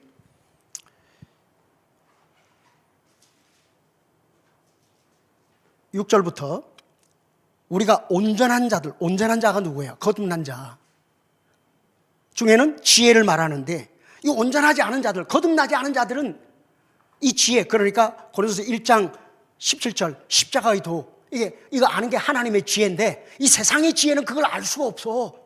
그러니까 내가 지금 이 지혜는 온전한 자에게 말하는 거야. 거듭난 자에게 말하는 거지.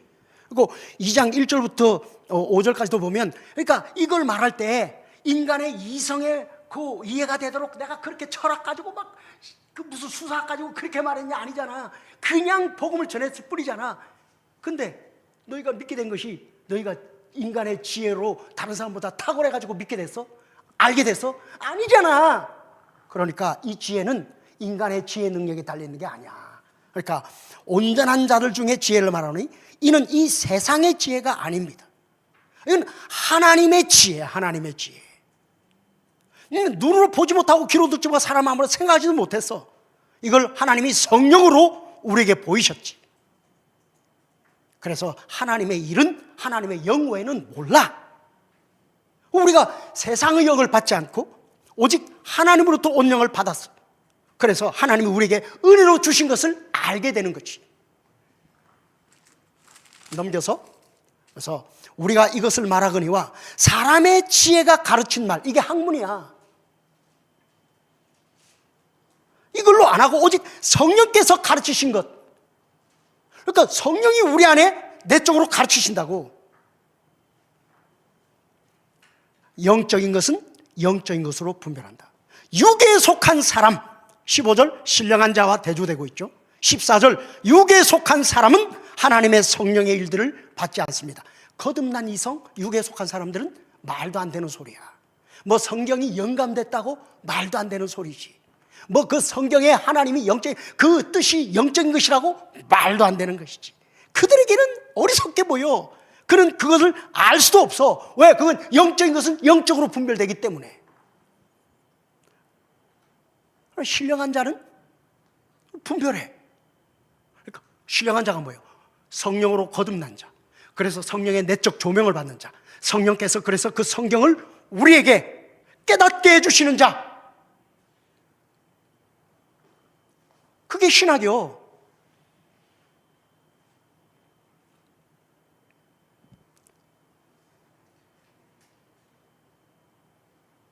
여러분이 세상 사람보다 더 똑똑해서 예수 믿게 됐어요? 성경을 믿게 됐어요? 성경의 하나님과 하나님 뜻을 알게 됐어요? 아니잖아. 그럼 뭐야? 고린도전서 1장 26절부터 보면, 야, 하나님이 너희를 불렀잖아.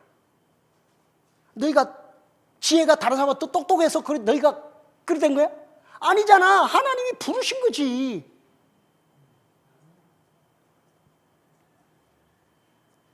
그러니까 이 신학은 세상의 똑똑함에 달려있는 게 아니고 하나님에게 달려있는 겁니다. 신학은 하나님의 일이야. 인간의 공로가 아니란 말이에요.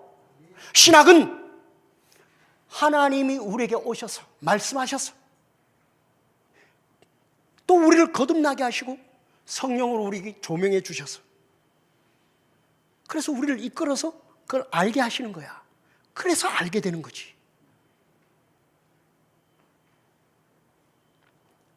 그러니까 신학의 주체는 인간이 아니야, 하나님이요. 하나님이 우리에게 오셔서 말씀하시고 하나님이 우리를 이끌어서 그걸 알게 하시고 그래서 우리가 알게 되는 거예요. 우리가 아는 거 맞지만 우리가 아니요, 하나님이 알게 하시기 때문에 알게 되는 거예요. 그러니 참된 신학자는 겸손하고 경건합니다. 유사신학의 신학자는 교만합니다. 그는 자기의 지성의 예민함을 자랑합니다. 그리고 그 신학 학문으로 여기고 그걸 인간의 공로로 여깁니다. 인간의 이성의 능력으로 여깁니다. 그러나 참된 신학은 이걸 인간의 공로로 여기지 않습니다. 하나님의 은혜로 여깁니다. 하나님이 알게 하셔서 알게 되는 것입니다. 근데 이게 맡겨주신 거야. 그러므로 자랑하지 않습니다. 그러나 학문으로 신학을 하는, 이 성경 비평을 하는 사람들은 자신들의 지성, 학문, 이성의 능력, 이걸 자랑합니다.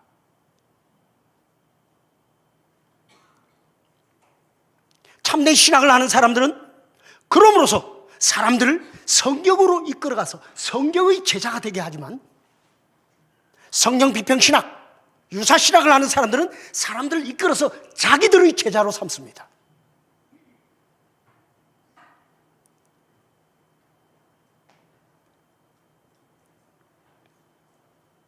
여러분, 성경 비평 신학하는 사람들에게서 경건을, 참된 경건, 참된 영성, 이걸 찾아볼 수 있습니까?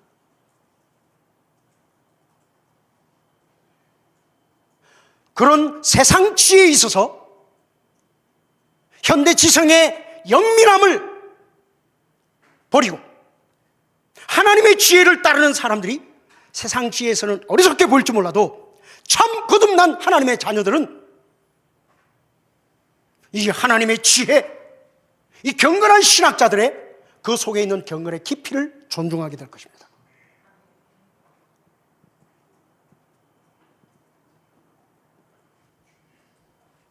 신학의 주체는 하나님입니다. 이렇게 하나님이 우리에게 오시고 그래서 신학이 시작됩니다.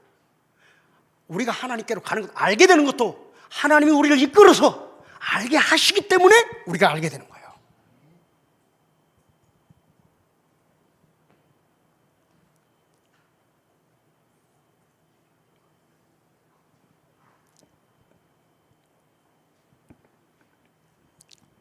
따라서 신학은 교만으로 하면 안 됩니다. 겸손으로 해야 됩니다. 여러분이 참된 신학자인가 아닌가 하는 것은 바로 이 자세를 보면 압니다. 자세, 경건함, 겸손함, 이것으로 신학을 하려고 하는가? 하나님의 은혜를 구하면서 그렇게 신학을 하려고 하는가? 아니면 교만함, 인간을 내세우고 자기를 자랑하고 이렇게 신학을 하는가?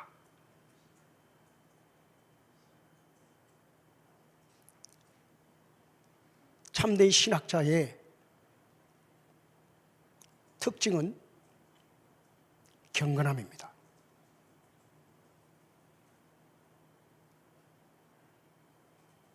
거짓 신학자의 특징은 교만입니다.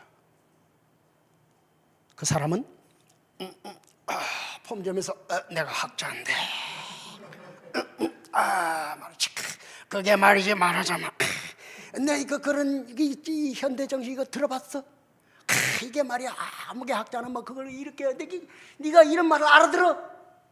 몰랐겠지. 영어도 영영 죽겠지. 이러면 학문적 깊이가 있어. 그러나 참된 신학자는 그걸 알아듣기 쉽게 하나님의 말씀을 드러내면서 사람들을 하나님의 성령의 능력으로 이끌어서 하나님께로 경건의 깊이를 더하게 하려고 하고,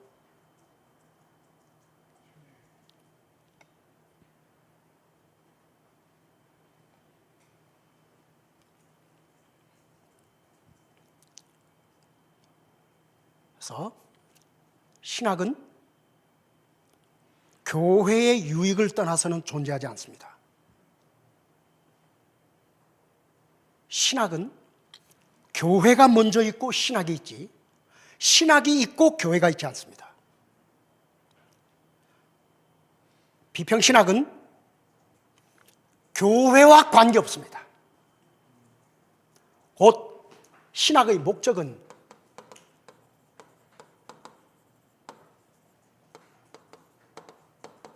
교회의 신앙과 경건의 유익을 위한 것이어야 합니다. 곧 신학은 교회의 신학이지 교회를 떠난 신학은 신학이 아닙니다. 그러나 자유주의 신학, 학문의 신학, 성경비평 신학은 교회의 신앙과 경건의 유익과 관계없습니다. 시간 됐어요? 아, 그렇군요. 예. 다음.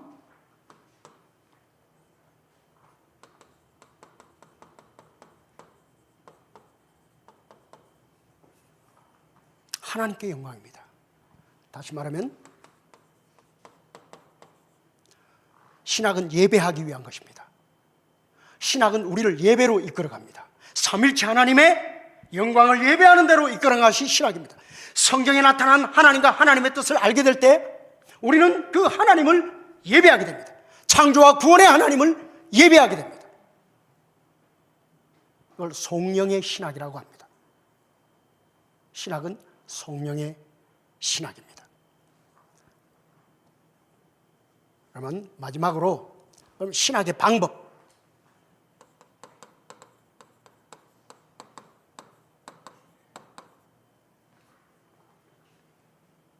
신학의 방법은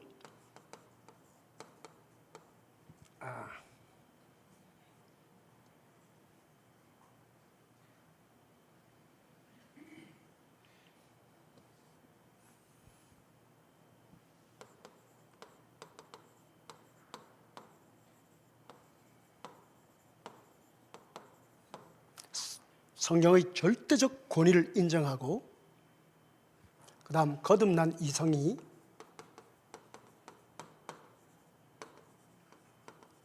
성령의 조명을 받아서 그 다음 믿음으로 알게 됩니다. 이게 신학의 방법입니다.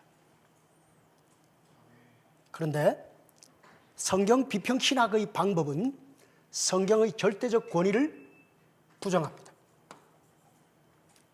그리고 거듭난 이성으로 학문을 한다 그러면 그건 학문이 아니라고 말합니다. 그들은 그냥 자연적 이성. 근데 이 자연적 이성은 죄로 오염됐습니다. 그러니까 원래 이성은 창조시 이성은 땅의 것도 알고 하늘의 것도 알죠. 요걸 보면 요걸 알게 돼 있어요. 그런데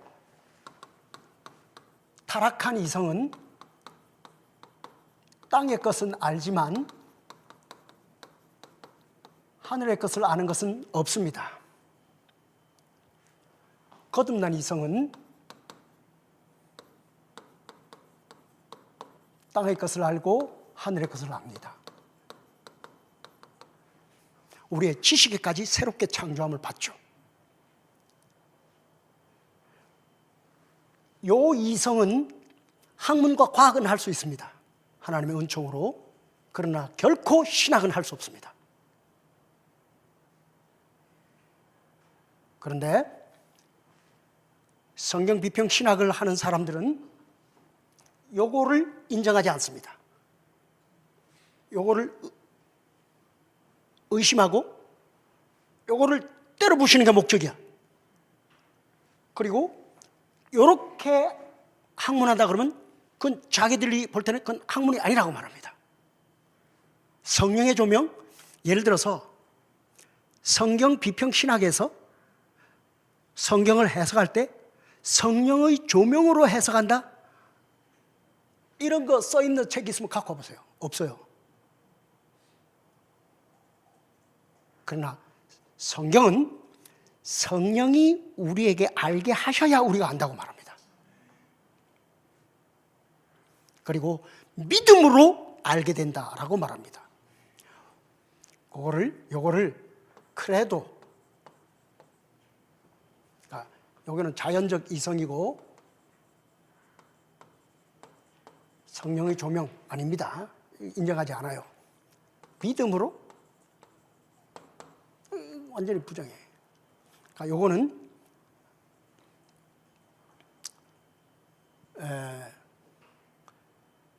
코지토. 요거를 크레도 인식론, 요걸 코지토 인식론 이렇게 말합니다. 신학의 인식론은 크레도 인식론, 성경 비평 신학의 인식론은 코지토 인식론. 코지토는 코지토 에르고 줌에서 오는 말이에요. 데카르트가 계몽주의, 코지토 에르고 줌, 나는 생각한다 그러죠. 이성, 믿음. 그러니까 성경의 진리를 알게 되는 것은 믿음으로 알게 됩니다.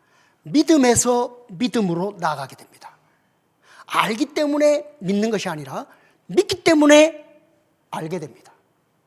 믿음은 알을 추구합니다. Faith seeking understanding. Faith seeking understanding. 믿음은 알을 추구한다. 믿기 때문에 알게 된다. 그러니까 바른 신학의 방법은 이렇게 합니다. 이게 신학의 방법입니다. 바른 신학의 방법. 그러나 성경 비평 신학은 이런 방법을 어리석게 여깁니다. 요거는 학문이 아니라고 봐. 그러니까 요거는 인간의 지혜고 요건 하나님의 지혜. 요건 신령한 지혜고 요건 육적 지혜.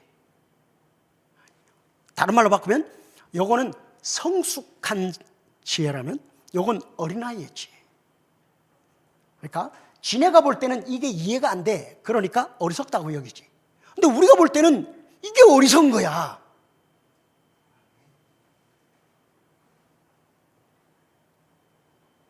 어떤 것이 참된 신학입니까?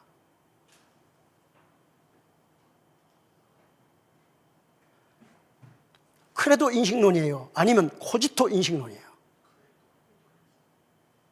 거듭난 신자는 당연히 이렇게 여기죠. 그러니까 성경 비평 신학을 한다는 것은 거듭난 거야, 안 거듭난 거요? 안 거듭났지. 거듭났으면 성경 비평 신학을 할 수가 없어.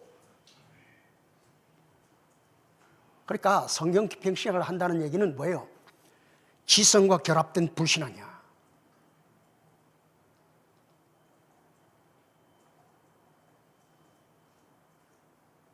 근데 많은 신학교가 이런 속임수 신학에, 사이비 신학에 지배되고 있다 이 말이에요. 참된 신학, 이걸 어리석게 여기면서.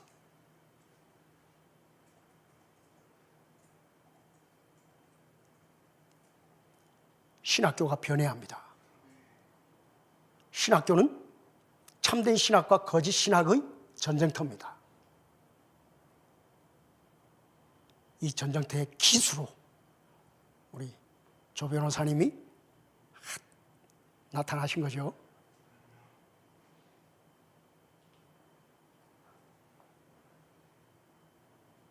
승리를 확신할 수 있습니다.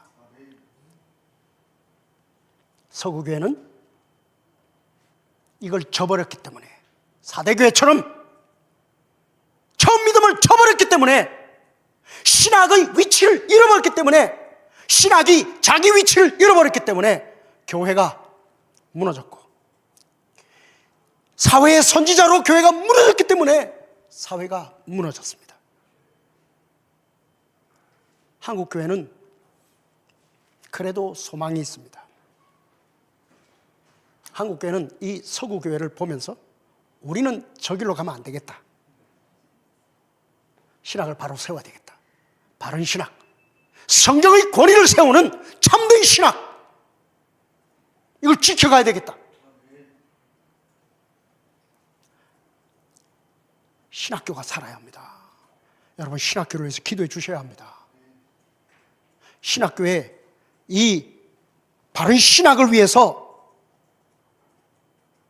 싸움을 하고 있는 신학 교수님들에게 힘이 될 수 있도록 기도해 주어야 하고, 이 신학교에서 반드시 이 영적 싸움이 승리하도록 여러분 신학교도 많이 가셔야 하고, 또 그런 신학자들을 많이 배출해 내야 합니다.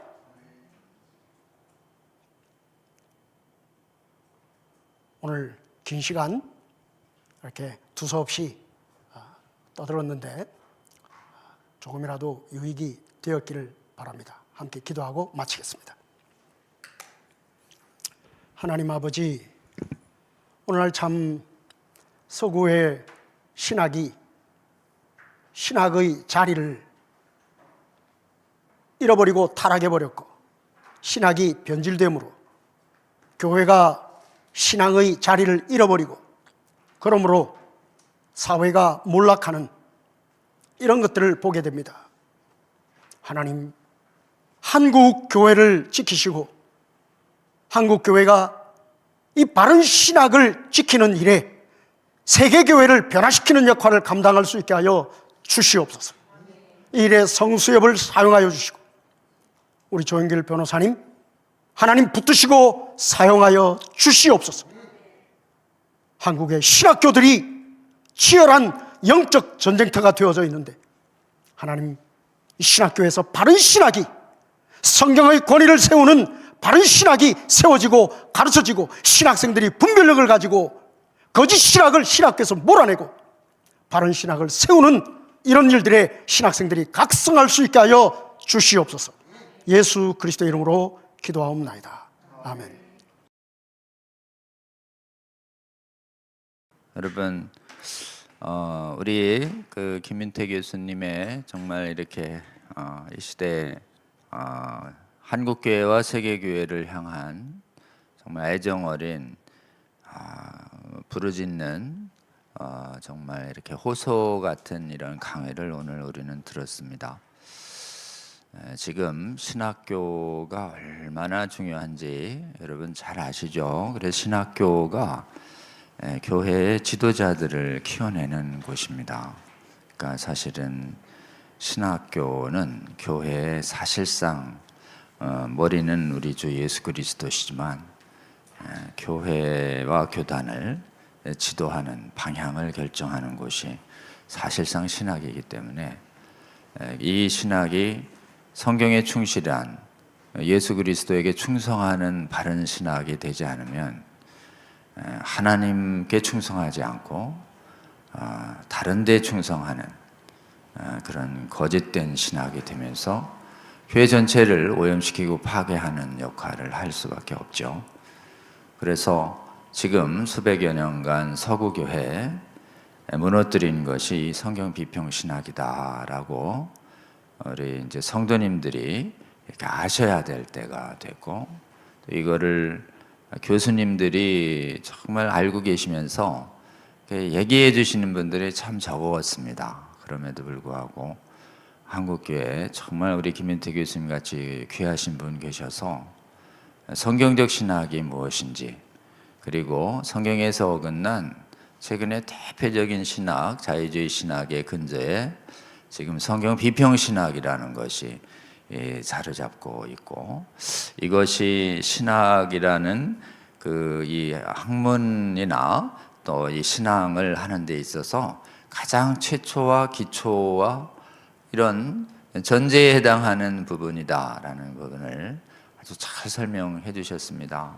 그리고 지금 말씀하신 것처럼 거의 비평신학은 정말 거듭난 이성이라면 이 비평신학을 받아들이기 어려운데, 이 택하신 자들도 이 비평신학의 이 현란한 논리와 언론에 속을 수 있다, 이런 거죠.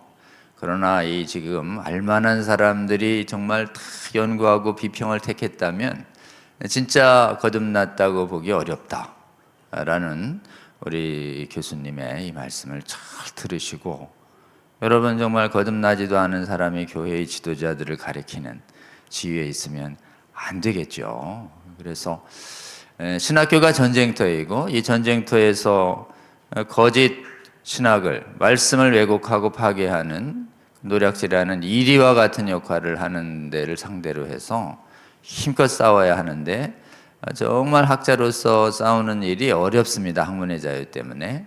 그래도 불구하고 한국에 하나님께서 남겨두신 성령 충만한 신학 교수님들을 세우셔서 우리 성수여 활동할 때 3분의 2 이상이 우리 남겨진 귀하신 신학자님들을 모아주셔서 이분들이 지금 이렇게 매주 지금 귀하신 강의를 통해서 한국과 세계교회를 깨우고 있는 것입니다. 여러분, 정말 필요한 강의인데 아직 많이 알려져 있지 않죠? 들으신 분들께서 주의 몸된 교회가 진짜 심각하다. 이거는 사느냐 죽느냐의 문제이지 은혜를 뭐 풍성히 받았네, 감동을 많이 받았네, 적게 받았네 문제가 아니잖아요. 진짜 사느냐 죽느냐의 심각한 문제입니다.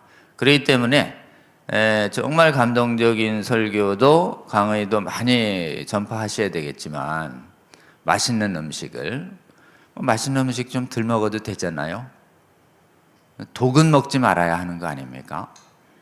그리고 살아야 하는 생명의 양식은 먹어야 되는 거죠. 그래서 이것은 가장 시급히 알려야 할 이 시대에 하나님의 생명의 양식이다 이렇게 아시고 깨어나신 우리 성도 여러분, 이 강의를 열심히 들어주시고 또 주위에 맛집도 많이 선전하는데 사느냐 죽느냐라고 하는 이게 생명을 좌우하는 이 생명의 말씀은 더 절박한 사명감을 가지고 전해야 할 줄로 믿습니다.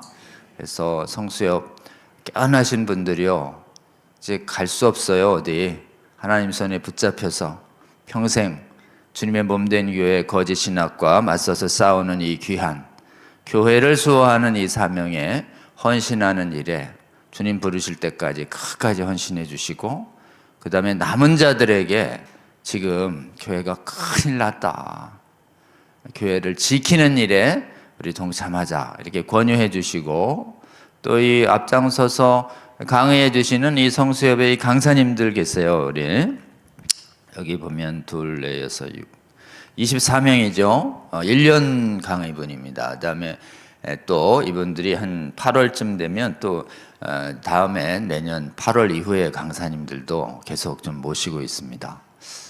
아직 우리나라에 성경 비평 반대한다는 이 강의 내가 공개적으로 유튜브를 통해서 세계적으로 나가는데 하겠다 이렇게 하시는 분들은 정말 귀하신 분들이세요. 이분들 위해서 여러분 기도해 주시고, 또 이분들께서 계속 용기 내셔서 한국교회 세계교회를 잘 깨워주시는 귀한 강의와 저술 활동과 목회 활동 좀 할 수 있도록 여러분 기도해 주시며, 앞으로 또 8월 이후에 좋은 목사님들 또 계속 성령 안에서 하나님께서 잘 인도해 주셔서 여러분 우리가 걸어가는 이 믿음의 선한 싸움 시작해야 합니다. 그리고 용사들을 모아야 합니다. 그리고 한번 모여진 용사들은 흩어지면 안 됩니다. 여러분, 이 성수협 사역, 우리 주님께서 마지막 주님의 몸된 교회, 하나님의 나라 교회를 거룩하게 하고 교회 안에서 불법을 행하고 거치게 하는 자들을 몰아내는, 그래서 우리의 양들을 잘 지켜내는, 하나님 나라를 올바로 지켜내고 수호하고 전파하는 일을 위해서 이렇게 부름받은 이 시대에 우리 하나님께서 가장 중요시하게 생각하는 일이고, 서구교회가 지난 400년간 싹 실패했는데 우리 하나님께서 대한민국은 그래도 상당한 수준으로 지켜주시고 있으셔서 대한민국이 성경 비평과 싸워서 승리한 이 역사 더 강하게 공고하게 해서 해외교회를 책임지고 좀 깨우고, 해외교회도 믿음의 선한 싸움해서 거짓 신학에 미혹되지 않도록 하라는 이 하나님이 오늘의 시대에 준 우리 섭리사적 사명, 이 부분 눈을 뜨셔서 주님의 예수 그리스도의 좋은 병사로 정말 힘껏 성경의 신적 권위를 수호하고 신적 권위를 교묘하게 허무는 이성을 앞세우는 비평신학, 자유주의 신학, 잘못된 인본주의 신학, 윤리신학, 이성신학, 이른바 교양신학을 대적해서 생명을 주는 살아있는 설교 강단과 신학교가 될 수 있도록 여러분 틈나는 대로 기도해 주시고, 헌신해 주시고 동참해 주시기를 바랍니다. 같이 한번 기도해 주시면 좋을 것은 신학교를 위해서 우리 신학교 주님 불쌍히 여기시고 한국 신학교부터 튼튼히 세워주시고 한국 신학교에 우리 김윤태 교수님 같은 용기 있는 믿음의 선한 싸움 하는 정말 거듭나고 용기 있는 신학자님들 더 세워지도록 기도해 주시고 또 섬기시는 백석대학교 백석교단 그리고 또 한국의 성경 믿는 많은 교파와 교단의 신학교들을 우리 하나님 불쌍히 여기시고 지켜달라고 기도해 주시며 특별히 우리 성수협의 강사님들 위해서 기도해 주시고 오늘 은퇴하시지만 우리 김윤태 교수님 계속 주님 부르실 때까지 이 시대의 한국교회와 세계교회 정말 거짓 신학을 경계하고 각성시키고 참된 신학을 심어지도록 하는데 우리 하나님 김 교수님과 동행하시며 계속 귀하게 사용하여 달라고 우리 주여 한번 이렇게 부르고 3분 정도 뜨겁게 기도하고 오늘의 일정을 마치도록 이렇게 하겠습니다. 우리 주여 한번 부르고 기도합니다.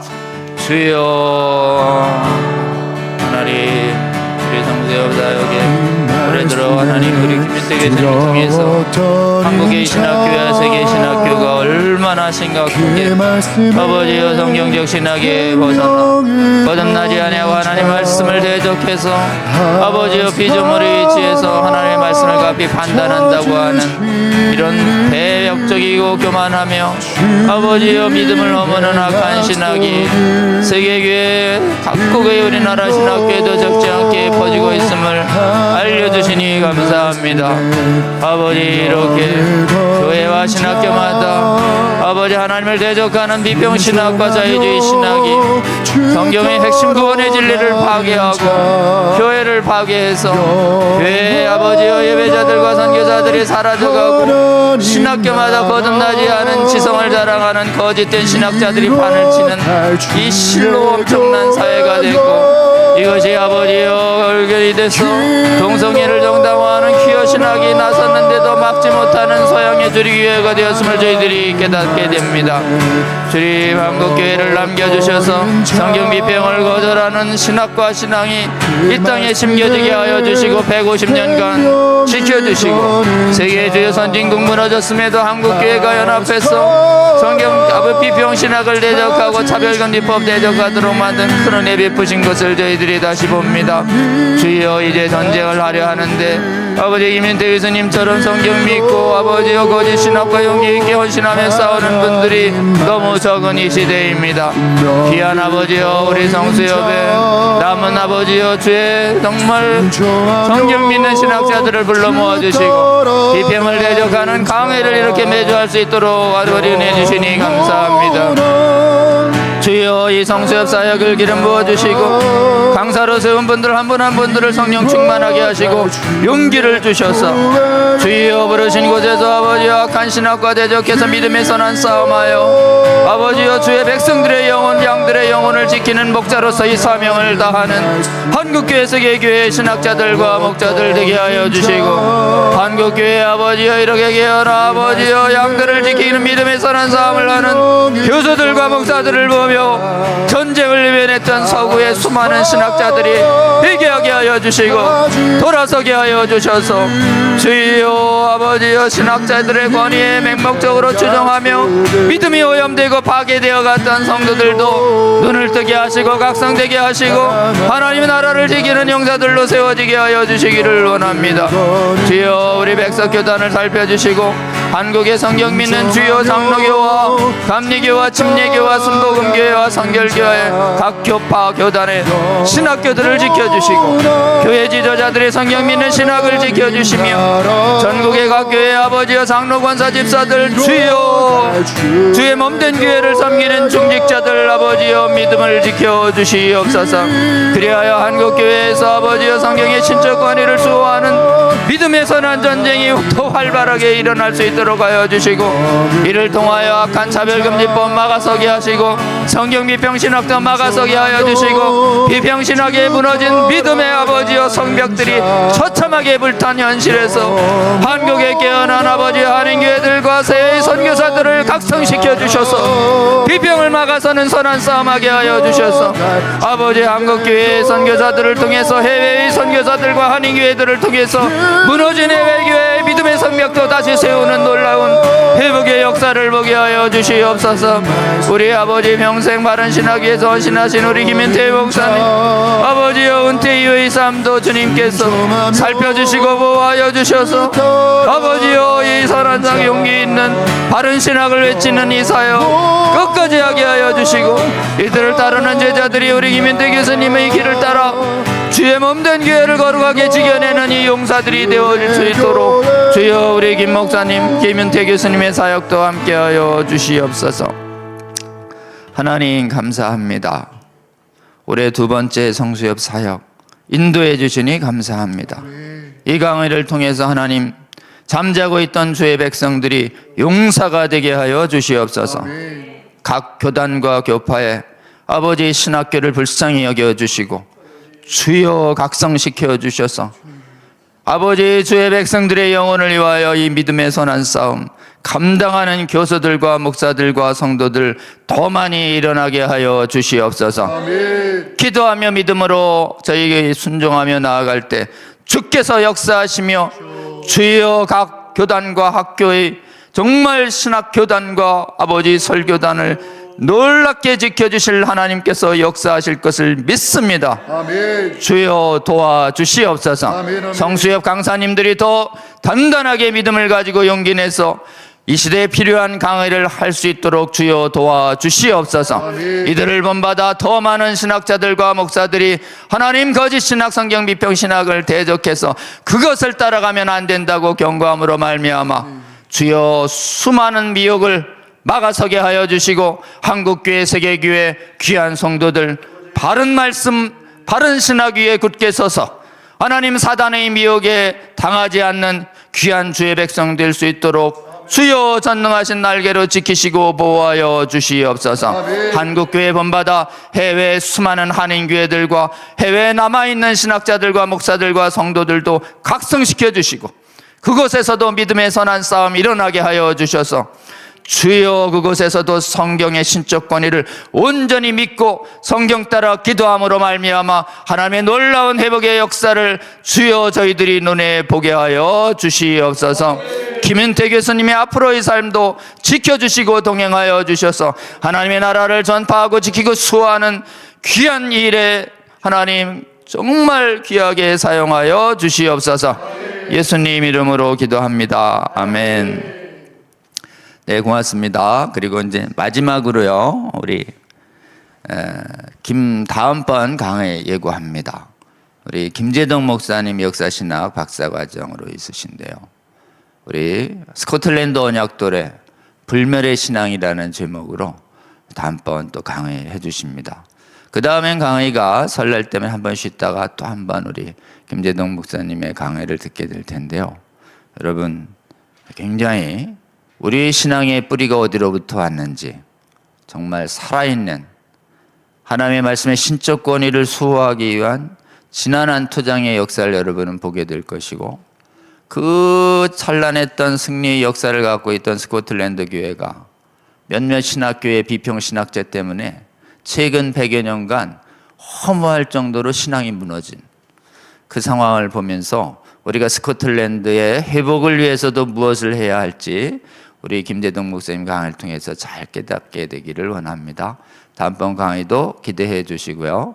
오늘 저희가 성순성 강의가 4시부터 예정되어 있었는데요, 앞에 좀 일정이 늦어지면서 한 4시 30분부터 우리 하나님 나라 수호하는 용사들이 성경을 어떻게 성경대로 잘 읽을 것인가, 성경의 그 전제가 성경 공부와 성경 학습의 전제를 이렇게 이 시대에 편만한 비평으로 영향받은 전제들로부터 벗어난 바른 성경 읽기 방식, 저희 명사들에게 필요한 성경 공부라고 판단돼서 성순성 강의 시작합니다. 좀 쉬셨다가 4시 반부터 또 강의 할 텐데요. 함께 해주시기 바랍니다. 긴 시간 함께 해주신 우리 성수협 성도 여러분 감사드립니다. 또 다음 주에 뵙겠습니다. 그리고 귀한 강의 해주신 우리 김윤태 교수님께 다시 한번 감사의 박수 올려주시면 좋겠습니다. 네, 그럼 다음 주에 한번 뵐게요. 감사합니다.